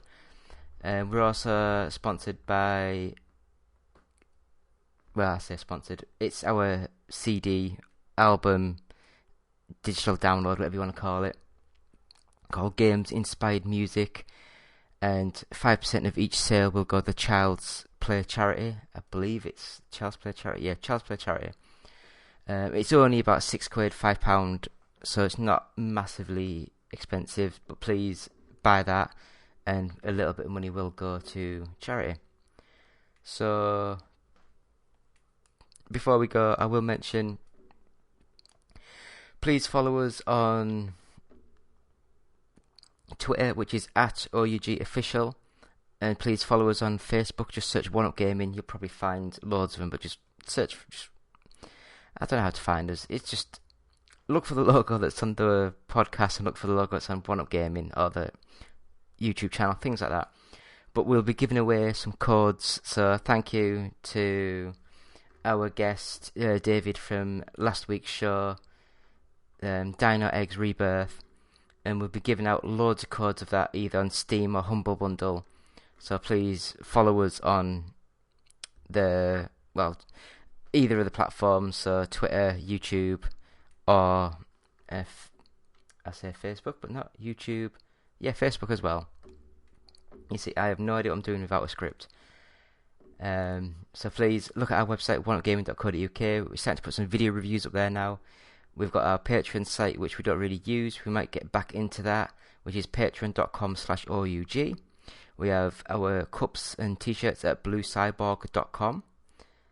Amazon links on the website. If you're buying anything from Amazon, select those links. We get a little tiny bit of money for each one sold. Twitch, twitch.tv/OUGofficial. And the podcast itself, just please subscribe and give positive feedback, please. It really helps our egos. Other than that, it's been episode 251. Thank you so much, guys. It's been a very long one, but it was been very fun. So thank you. Goodbye. Hey guys, Justin here. I just wanted to say that I've been thinking about you. I've been thinking about you a lot. Yes, you in particular, in that way. And I wanted to say, I think you're great. I've always said that about you. And I was wondering, if you think we're great, if you could give us a quick rating on iTunes, we'd really appreciate it. It would really, really help us out in that, podcasty sort of way. And if you're feeling particularly festive, perhaps even a little saucy, maybe stop by our Patreon page at www.patreon.com/OUG and see if you can't slip a few bucks our way. After all, every little penny or whatever space money they use in Europe helps out the show. Thanks for listening. OUG Gaming will always be free, but with your support, we can always move forward and always be better. Hi, Justin the Voice here. First of all, we'd like to thank you for listening. Seriously. We really like it when you listen. Yes. But if you'd like to do more than just listen, if you'd like to help us out, well, we have an idea just for you. Visit our Patreon page at www.patreon.com/OUG. Your monthly micropayment will help us keep going all night long, baby. Oh yeah. Mostly because we usually record at night. Yeah. But don't worry, baby. We got something for you, too. We've got special benefits for all of our Patreon subscribers. Yeah. Again, that's www.patreon.com/OUG.